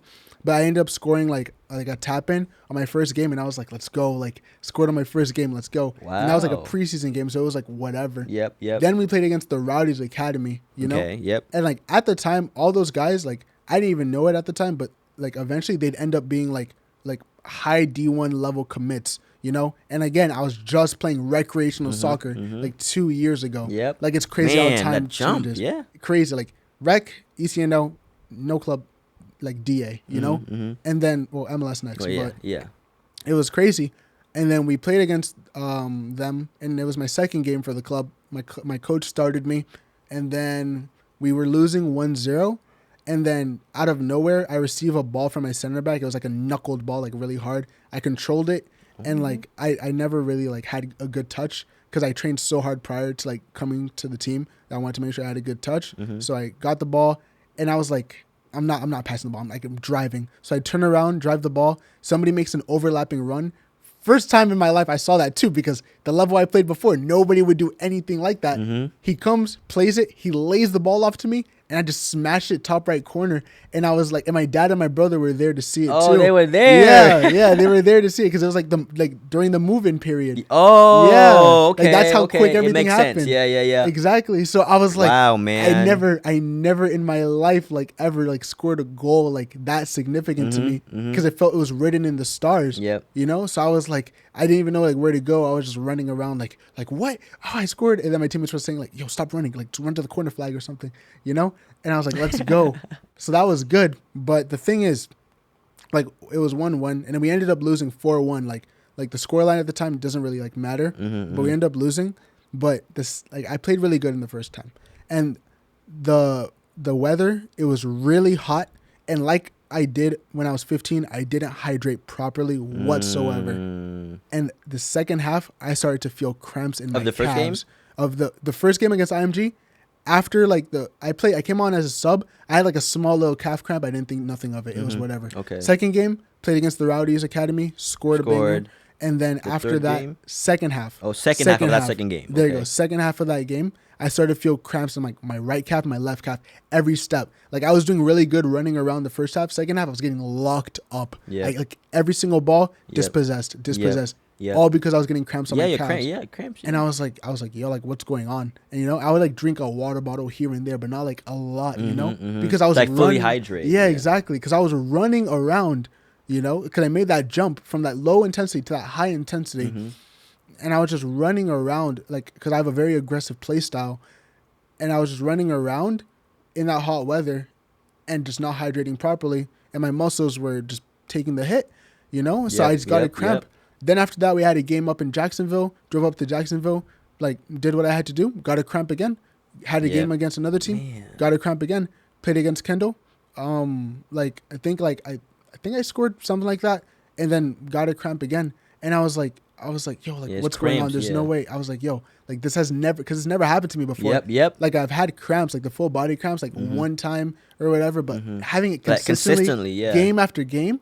It just never, and in practice, it wouldn't happen either. So I would blame it on the weather. And when we'd have a night game, it'd be like, let's go, like no cramps. Exactly. Still would have it. Interesting. It's because like the intensity of running the entire time, it just never really clicked for me too. And the cramps were affecting my performance too. I had to practice all the way in, it's not Lakeland, it's Lake Ranch. From Tampa to Lake Ranch. Yeah. Lakewood Ranch. Yep. That's an hour and a half drive. On Wednesday, we would have practice 4 days a week. Yep. Oh, 4 days a week. And on Wednesdays, it'd be in Lakewood Ranch. Beautiful field. But it was an hour and a half away. I was driving my mom's old car, which had mileage. I didn't know what mileage was. I just knew how to drive. Because my dad would drive me all around it all the time, and I just got used to it. And as I'm about to enter the highway, car breaks down. And I was like, oh my God, I don't have a car right now. Yeah. So I'm stuck without a car for the longest time, like a good month. It was a hassle. Damn. My mom did everything in her power to be able to get me another car. It took a long time, but she ended up doing it anyway. Wow. Because Mama. Shout out. I know. Yeah. Wow. Yeah. So during that month period, right, I didn't have the car, so I had to Uber to practice. Man, and that's I'm a lot in of Tampa. money. From Tampa to Clearwater is 45 minutes away. How much you got to pay for in that? total for Ubers that month, I paid like $900.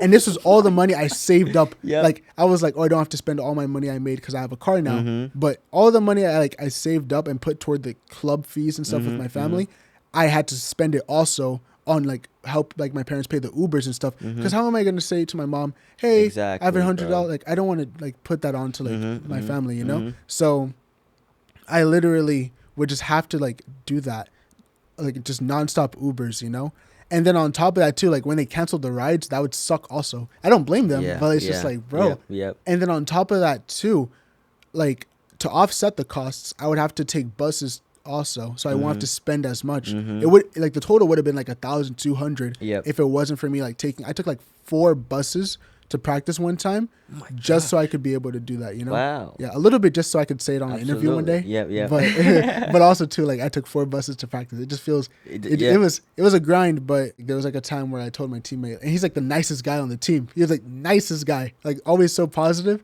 And I think I got his bad side from asking like too much, like to drop me home. Yeah. I took an Uber there, and I was like, hey man, you got me with a ride? And he was like, yeah, of course. He gave like an attitude, and I was like, yo, like this is not it. Yeah. So then after like my mom like made the huge sacrifice for the car, I ended up getting the car like delivered, like not delivered, but brought to me at USF from from like Bill Curry or something. Yep. Like it was because she's all the way in Miami. Yeah, she managed to like somehow get a car for me like from Miami to Tampa. That's crazy. Yep. I know, man. It was wild. Yeah. And like after that, finally got the car, started driving again, doing what I needed to do. But I still had the problem with the cramps the entire time. It was difficult. And I was just trying to find out like different ways. I even bought like pickle juice for me Yep, to like yeah, not yeah. I heard not about the get pickle it. juice. Yeah. I know. I bought like anti-cramp medicine. Yep. It still wouldn't work, you know? Really? Yeah, it was Yep. bad. There was like a time where I got off of a game and then I was just like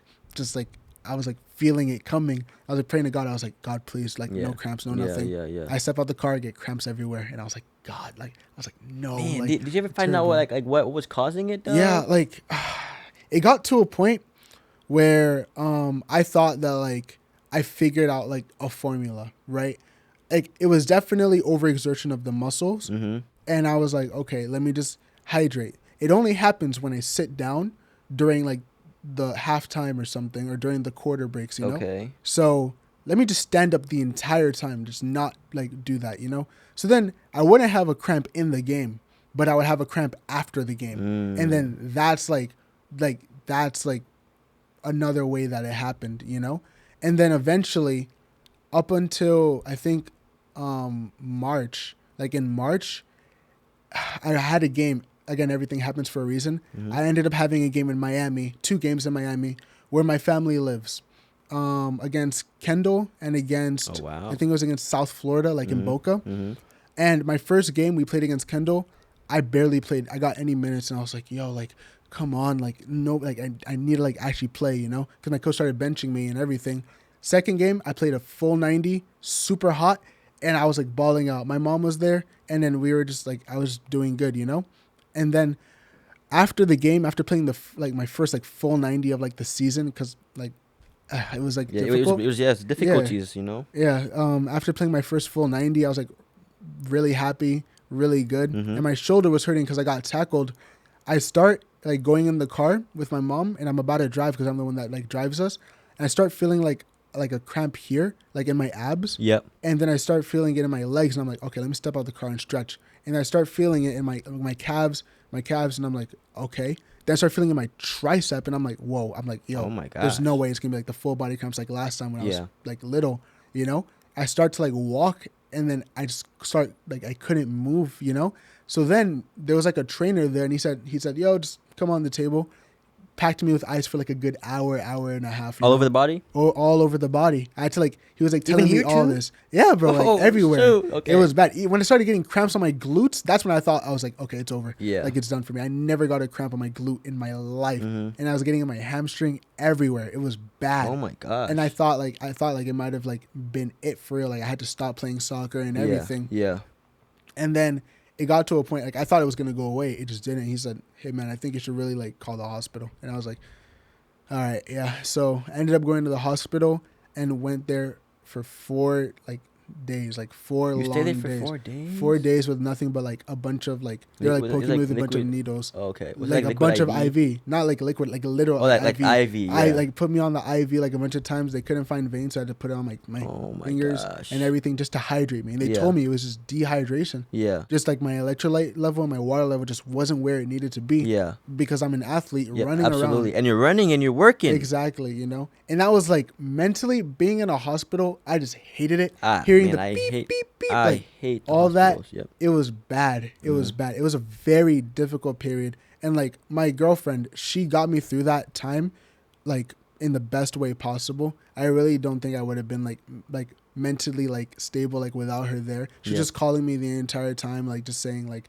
just making sure that I was Absolutely, good. And absolutely. we just got together like a week or two Wow. ago, and it was like crazy because Yep. like I never felt any like true like love or care for that, you know. And I was just there, just lying in the hospital. I was like okay, okay, like let's take the next steps. Let's figure out like what I'm gonna do like after this, you know, because I was so ready to just stop after this because it Yep. was so bad. I didn't want to have to put my family through that. Yep, You know, yep. I felt like a burden having to put like my girlfriend like seeing me in a hospital and stuff. It was bad, but like she helped me calm down, and I was like, okay, let's figure out the next steps. So I had to like get out the hospital, recover. And then I go back to my season. So like to answer your question, like the whole cause of it was just dehydration and overexertion. Yeah. And then so I went back to my season in March. But going back to December, as the MLS Next season progressed, the whole Written in the Stars thing happened again because we had a tournament in Cali. We Okay. went to California for Yep. the MLS Next Fest. Yep. Man, seeing talent like that was crazy. It was surreal. Yeah. It was I saw like Barcelona from Arizona. I saw like New York City FC Academy playing against Real Salt Lake on the pitch right next to me. And the idea was to also play for USF. And I had to like send my highlight film and everything. Like my highlight videos before high school, terrible, horrible. Because it was all recorded by my dad. I'm happy he did it though. But he was recorded by my dad, so it was like on a tablet and a phone. But like with Chargers, all on VEO, and it was my first time ever having footage like that, so it was all professionally done. Yeah. So I set up a whole video, emailed the coach, nothing. Like from like all the way from like I think like October to December, leading up to the MLS Next Fest, emailed like the coach for USF at the time, the assistant coach, Jeremy Hurdle. Literally just emailed him a bunch of times, no response, no nothing at all. And then after that, we play a game. I'm benched for the first game again. And I'm like, oh, like here we are, like at the biggest stage where a bunch of coaches are here. Everybody over here is like trying to like play D1, like the highest level. And now like I can't even play as much as I want to. Then the second game comes around. We play against this team from New York. And then we're like a bunch of scouts are like lined up. And my coach told me like a couple hours before that I'm starting. And like I'm very caffeine intolerant. So I just took 2 sips of Red Bull and I was just ready to go. And I was like, just, really? Like it wasn't even like a full gulp. It was just like, and I was like, oh, okay. Shoot, I'm like this is it. I'm scoring. I'm scoring. Yep. And then like first like 20, 30 minutes of the game, I made a run. Like my center mid played a great ball to me. I ran. I just smashed the defender off of me and I just drove the ball in. And I think I like chipped the keeper's foot. And I just ran to like the U17s just there. And we were all running and celebrating. All of this, you know. I was just like, yeah, like let's go. And like at the time, like they also thought like I wasn't that good of a player because I wasn't scoring as much at the time. I wasn't getting as much playing time. Exactly. So like they were like one of the U17s were like, oh, like I bet you $5. Like I'll give you $5 if you score, Brian. As soon as I scored, I was like, run me my check. Like yeah. Like everyone's like celebrating and everything. And that was like my peak moment, you know. Like that was like really good. I'm walking back and I like turned the corner to the scouts. I see one of them is a USF scout. And I was like, bro, please, bro, like, let's go. So then the second half rolls around. It's really cold. So I had no fear for cramps at all. It was like really cold. And, like in Cali out of all places, but it was winter. So. I'm guessing you were drinking more water too? Exactly. Yeah. So like, and this was before like the whole full body cramps happened. So I didn't even know at the time, but I was still drinking like body armor and all that. So I got better with the hydration at the time. And then I made like an assist and I was like, okay, good. And my coach subs me off. Then we had another game. That's good. You played good that game. Exactly. We had another game. It was like a whatever game. I was just so focused on the fact that the USF coach was there. So then after that, I email him another time, like in January again. And I'm like, come on. He actually responds this time. And he's like, oh, got to see you at the showcase. Like, not great stuff, but he said like, oh, I like your talent. I like what I see. I'm going to be going to this general showcase in April. I'd love to see you there and see what you can do again. And then the full body cramps thing happened in March. Okay. So that's when I was like, yo, I don't know if I can go to the ID camp. Like, oh no, you know? And then it was just a race to get fit again, just like it was back in high school. I've done it before. I can do it again, right? So I was thinking about that while I was in the hospital. It happened in February. Sorry, the full body cramps happened in February, and then the ID camp was in April.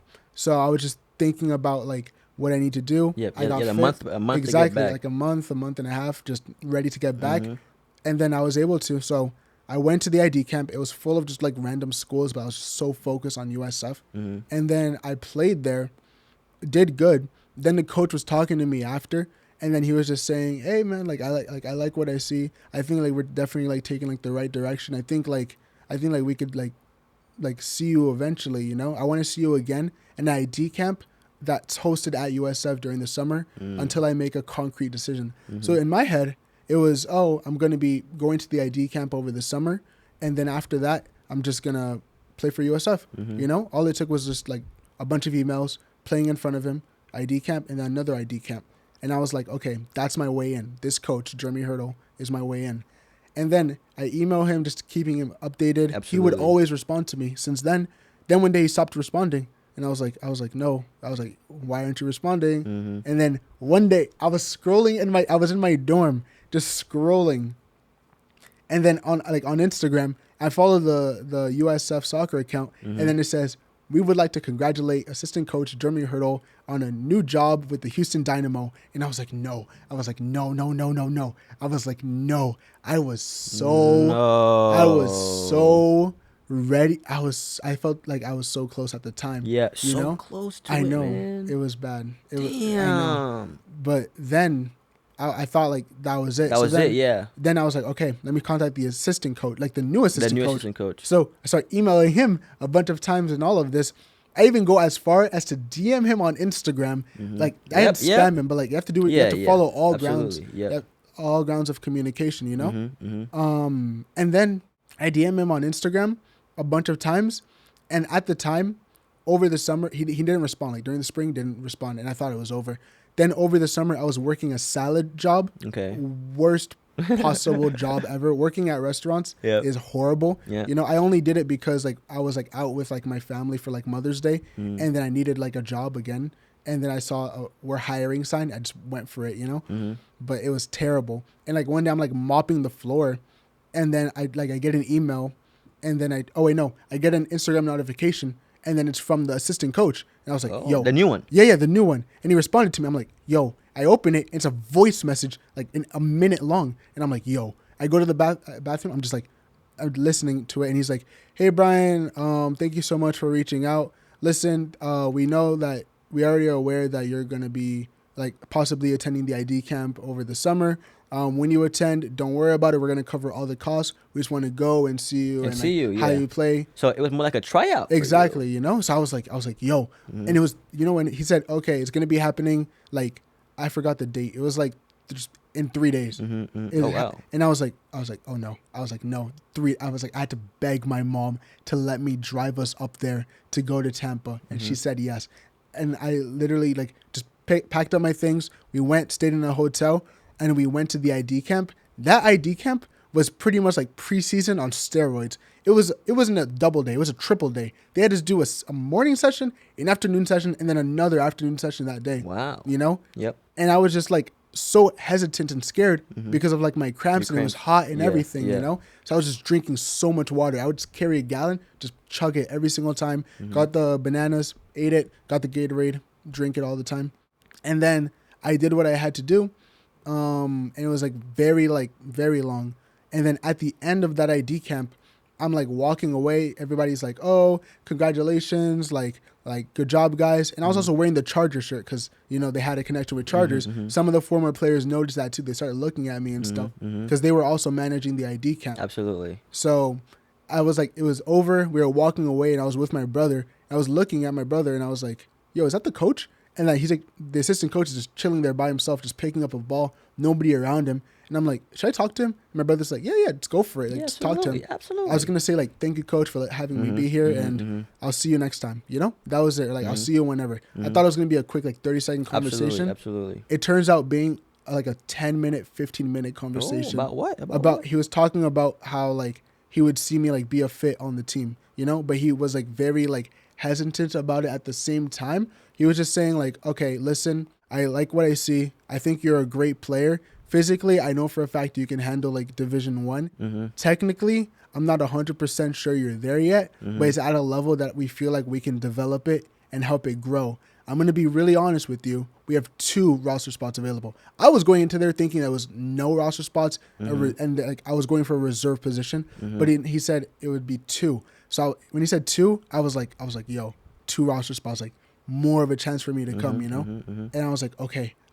Okay, yes, coach. Yep. And he says, "I could see you fitting in at like the right-hand side. I know you play striker, but like the way like you hold the ball and like your speed down the line, I feel like you would like be great down the right-hand side." And I was like, "Yes, coach, yes, coach, yes, coach," just agreeing with him on everything. And he said, "But also, we're also looking at this player. We're looking at this player at like the Tampa Bay like United. We're looking at this player." So why? He was being transparent with it. Yeah, So, but he was like all of this, you know? And he told me, like, he didn't list a bunch of players. So to me, it was like, I was in. I just got so ahead of myself. I was like, this is it. Like, he said, like, we're looking at you. He said the word, "we're looking at you." And I was like, okay, like, this is it, you know? And then I was just, like, so ready to jump for the opportunity. Like, like when he said we could see you being a fit on this team, I thought like that was the dream. That was the next step to the dream. D1 and then pro. Despite all of those adversities, you were just still going. You were still going. So then after that, I was like, okay, thank you, coach. Really appreciate it. Went back to the salad job, like just a dead end job, mopping the floor again. I get an email, and then he just says, "Hey Brian, sorry, we decided to pursue the college transfer instead." And my heart broke. Really? My heart broke. Yep. That was the closest I got to it. That was like really close. I envisioned myself like putting the green jersey on or whatever, you know, and I was and that was when was that? That was like I'd say like year? that was like 2022 of June. Okay. Yeah, like so last June, like last year June. And I was just like so like just like sad, you know? So then after that period I didn't even touch a ball for like a week or two, which is a long time for me. Like I couldn't even look at a ball. I was like, I'm so like I would have to go in, clock into work, serve a salad, go mop the floor, do it again and again and again. And then after that, like my brother was like, oh, like let's go like train and stuff. And I was like, yeah, sure, whatever.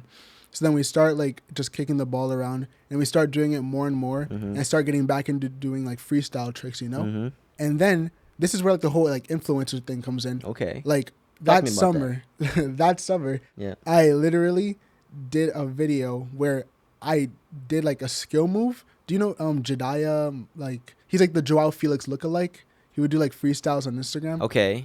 So basically he did like a skill move, and I was inspired by that, and I just did a skill move, and I just did like 14 around the worlds in a row. Oh wow. Like just nonstop, just again and again and again. And I was like, that was the most I've ever done. So I was like, yo, I was screaming to my brother. I was like, yo. And I was like, oh my God. I was thinking to myself, like, yo, this is going to go on Bleacher Report. It's going to go on Overtime FC. It's going to go on ESPN FC, like all that. So the first like move was inspired by like Jediah. So I @ed him, like I tagged him, and I was like, oh, @Jediah, like for the first move and stuff. And then he sees it. He has like 40K at the time. I'm over here with like 1,000 followers on Instagram. And I was like, he responds to me. He's like, yo, bravo, keep it up. And I was like, let's go. Like, he noticed me, you know? Yep. And then like 2 days later, I'm scrolling through like the Instagram reels, and it's him doing like around the worlds too. Yep. And he does like 12, which is not obviously like really good, you know, but it's like the same video I did. I want to say like he stole it because I don't own like a move, but I was like, he did exactly what I did. And then his video got like 800K, blew up, a bunch of comments, a bunch of sends. And I was like, whoa. I was like, hold on. This guy did exactly what I did and blew up, you know? Like, if he can do something with himself and like go viral on social media, like, why can't I? You know? So I just decided like, let me start making just soccer videos, you know? And then I started just like doing like freestyle moves, just getting better like every single day. And then like it would just show up on people's feeds because there was not an option to share it on like, there was not an option to share it like strictly on Reels. It had to show up on people's feed. And I had like a problem with being like judged, you know? So like I had a problem, like I just thought people would look at it and be like, oh, look at him. Look at him being corny. Like, oh, he's kicking a ball. And then the next day they'd see it and they'd be like, we get it. Okay. You know, like the support would die down and stuff. And I was just like very scared of that. So then I stopped, you know, and then I was like, okay, let me do this again. Like, let me like try to do it. So then I did it again, like I think like heading into August. And then my girlfriend was encouraging me to like post it on Reels and then like repost it on my story because the Eseba guy was going viral. She was like using him as an example because she's Brazilian. So she was saying, oh, you should do what he does and just repost your stuff on your story so that like people can be aware of it. Like, try to put your name out there. You know, you can really do something with this. Like at times I felt like she believed in me more than I believed in myself when it came to that. So I was like, okay, let me just like do that then. And then I just started posting on like Reels a bunch of times, you know? And then like it wouldn't get like that much like attention or anything. And then I started playing UPSL that season too. So like I was just stuck in like a middle ground because UPSL is usually like a stepping stone. And then with the influencer thing, I was just not getting like that much attention. It was like 100 followers in like not a month, like 2 months, 3 months. But then I started going all in on it as the months like progressed. Like every single day, I would just do like 5 videos. Like I would just make like 5 videos, and then I'd post 5 videos on Instagram, 5 videos on TikTok, 5 videos on YouTube. And then for TikTok, what I do, I made like 3 or 4 different accounts, and I would just post the same videos. And then after that, I started like diverging the topics. Like one of them is like only cap football. Like, oh, if you can juggle, you're a good player. Cap or something. Exactly. Or like another one was like only truth football. You know, like if she doesn't like soccer, she's not the one for you. Like something corny, you know. And like I just stuck with the account that blew up the most, which ended up being the cap one. And then eventually just made it about myself. So I just like grinded like every day, just like making just different videos. And then I would just go outside, just record on my phone when I didn't have practice too. So that was like pretty good. And then there was one day where it was my sophomore year of college. I was trying to join like some like, not a frat, but it was like a wannabe frat. And they had me doing an interview, and like they were just pretty much just spent the entire hour and a half just being like not disrespectful to me, but just asking impossible questions. They asked me to sell a pen, and then when they didn't like it, they asked me to sell it again, and it was just so annoying. And I was like, what am I doing with myself? Exactly. You know, I was like, wow, like who do these guys like think they are? And then my phone, that video, like earlier that day, I posted a video. It got no views, no nothing.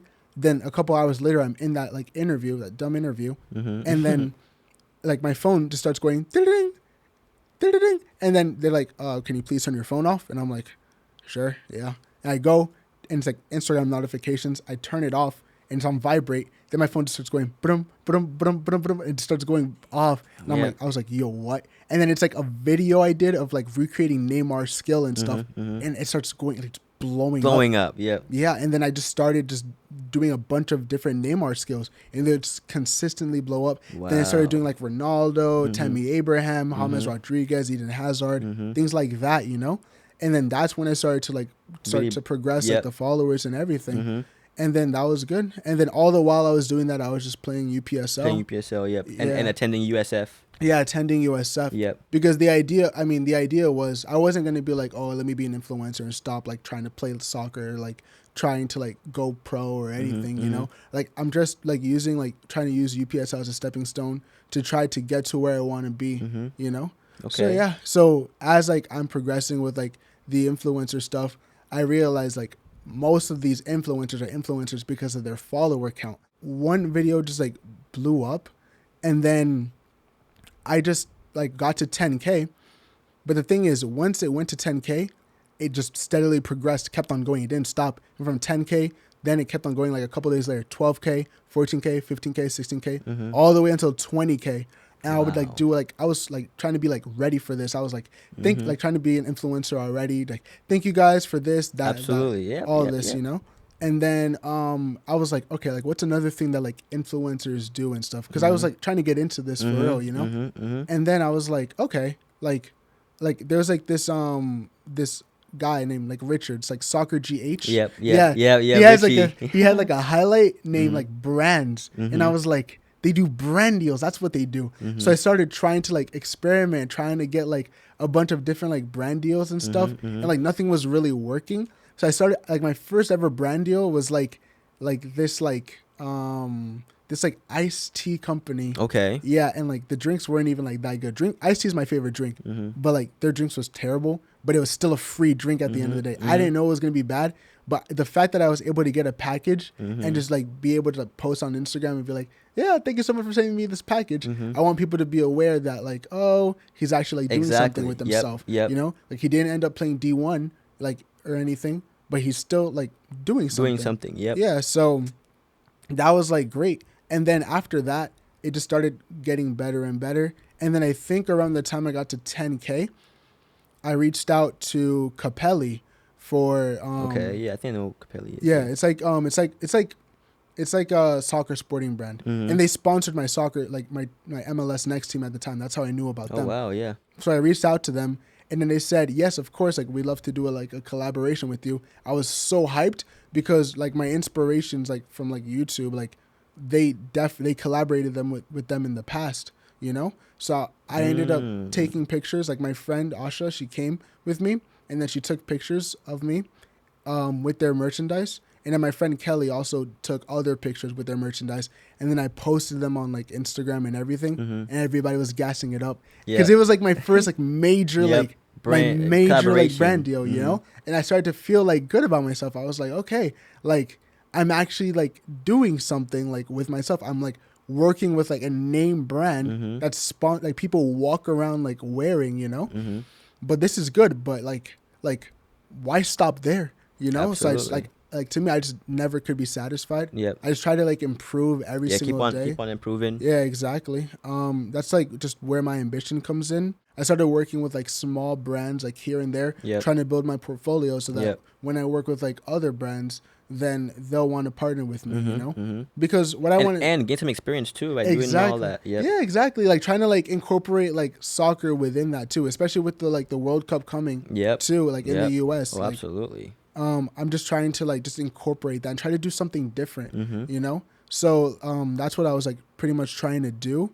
And then around, I think like not even June, I don't know, like a couple months later, I forgot exactly when, but that's when I hit like, I think I hit in August when I was I took a trip to New York and Philly, and then I hit 50K at the time. So from June, then July, it was my birthday.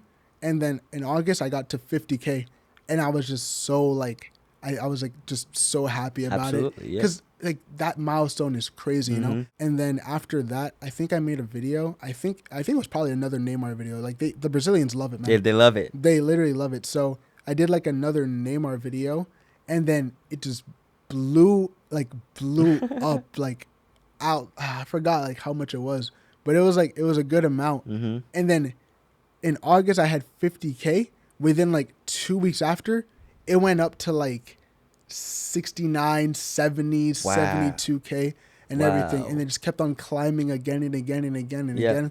And I tried to be as consistent as I can with like my videos, my content, trying to like get better with my freestyling and everything, bro.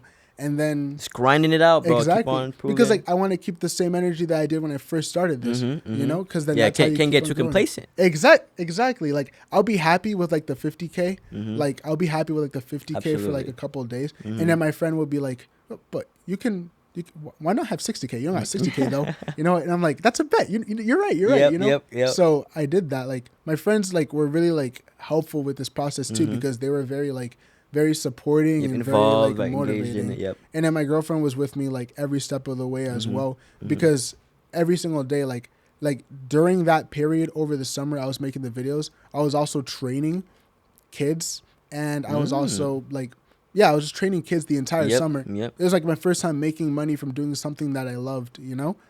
And then I think like around like September, that's when I got to like 80K, bro.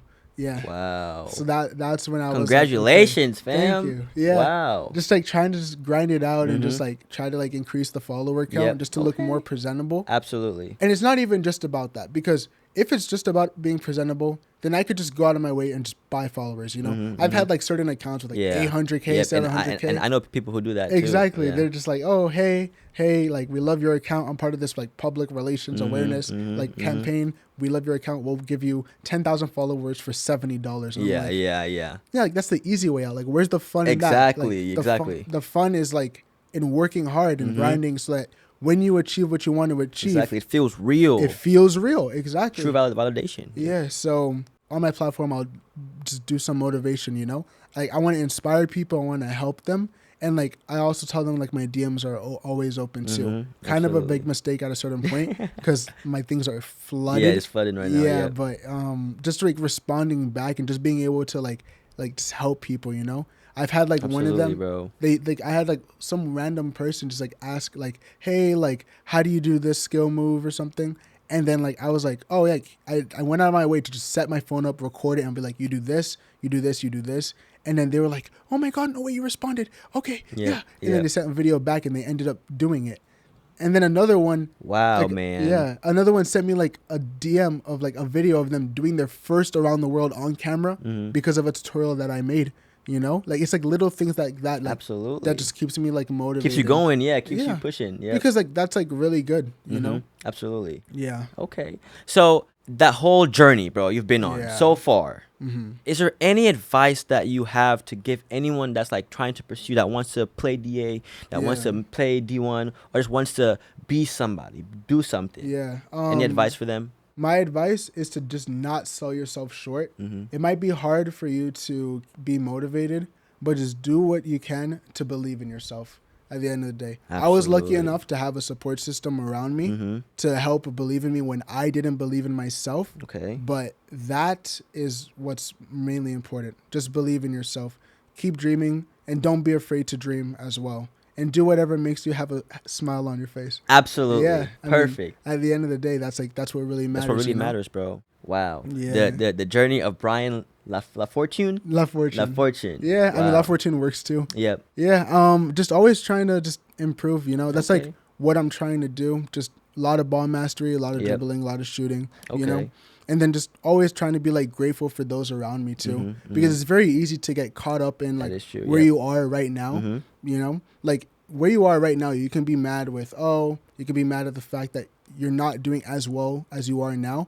But then let's say a couple months ago, a year ago, you were nowhere near where you are now. You know, you're way better than where you were. And that's like something I've been trying to like deal with, you know, just be like being grateful and being just very like just happy. Absolutely. Yeah. Do you ever get like recognized in school a little bit? I've gotten recognized twice so far. One when I had like 5K at the time, where there was a time where I went to go play pickup because my game got canceled or like rescheduled or something, and then I was like running around and some dude was like, "Yo, you're that guy." Yeah. And I was like, What guy? Yeah, I was like, what guy? Yeah. And they were like from Instagram, right? And I was like from what do you mean? And he's like, you make like soccer videos, and I was like, yeah, you do, I do. And he was like, yeah, and I was like, I really like them, bro. Keep it up. And I was like, thank you. Yeah. And I was like, yo, it's my first time getting recognized. It feels good, doesn't it? And then after that, recently we had a game against Lakeland United. And I came on as a sub. We lost 3-1, and I was just like really down in confidence, you know. And like I ran a lot, did what like I had to do, but could have had a better performance. And I was just like so tired, and I was just like walking back, and then some like I don't want to say kid, like some teenager kid like came up to me, and he was like, hey, like are you like Brian? And I was like, yeah. And he's like, you make the videos? And I was like, yeah. And he was like, oh, thank you so much like for making the videos, man. They like really inspired me and helped me so much. Yeah. And like it just gave me like perspective, you know? Because like I'm feeling bad about myself, but like something as little as posting a video on Instagram goes a long way. You know, a small DM goes a long way. A small motivational message goes a long way. A small thank you goes a long way. It's the little things. Yeah, because I was just like so happy with that. And he was asking me like, oh, like one thing I'm struggling with is confidence. Like, how do you like deal with confidence and stuff? I just said like, oh, listen to music, watch highlight videos of yourself, things like that. All the while I'm over here struggling with confidence myself. But it helps you just by giving that advice. That's what I try to do, because I try to motivate like myself and motivate others too. Absolutely. And help them. Anyone you want to shout out for like helping you on your journey so far? Okay. Shout out Gene. Shout out Daniel. Shout out Luna. Shout out Nina. Shout out Z. Shout out my wonderful girlfriend Maria. Shout out Hans. Shout out Hedebom. Shout out Abraham. Shout out Jared. Shout out Kelly. Shout out Kayla. Shout out Ariel for being very funny. And shout out Gayton. Shout out my mom for being very inspiring and being so always there for me when I needed her to. Shout out my dad for always taking me to my soccer games when I needed him to. And all the while being my inspiration for doing what he loves also. Just shout out everybody, man. All of you guys, I wouldn't be here without you. And shout out everybody that follows me too. Perfect. And watches my videos and engages with them. You guys are amazing, and I love every single one of you. Perfect. Do what makes you happy and what brings a smile to your face. Because if you don't, you'll regret it. Yep, perfect. Okay? Well, man, it was perfect. It was a privilege having you on the podcast, coming and share your story. Thank you. You know, and I hope, bro, that you really keep on pushing and that you really make it to where you want to go, man. Thank you.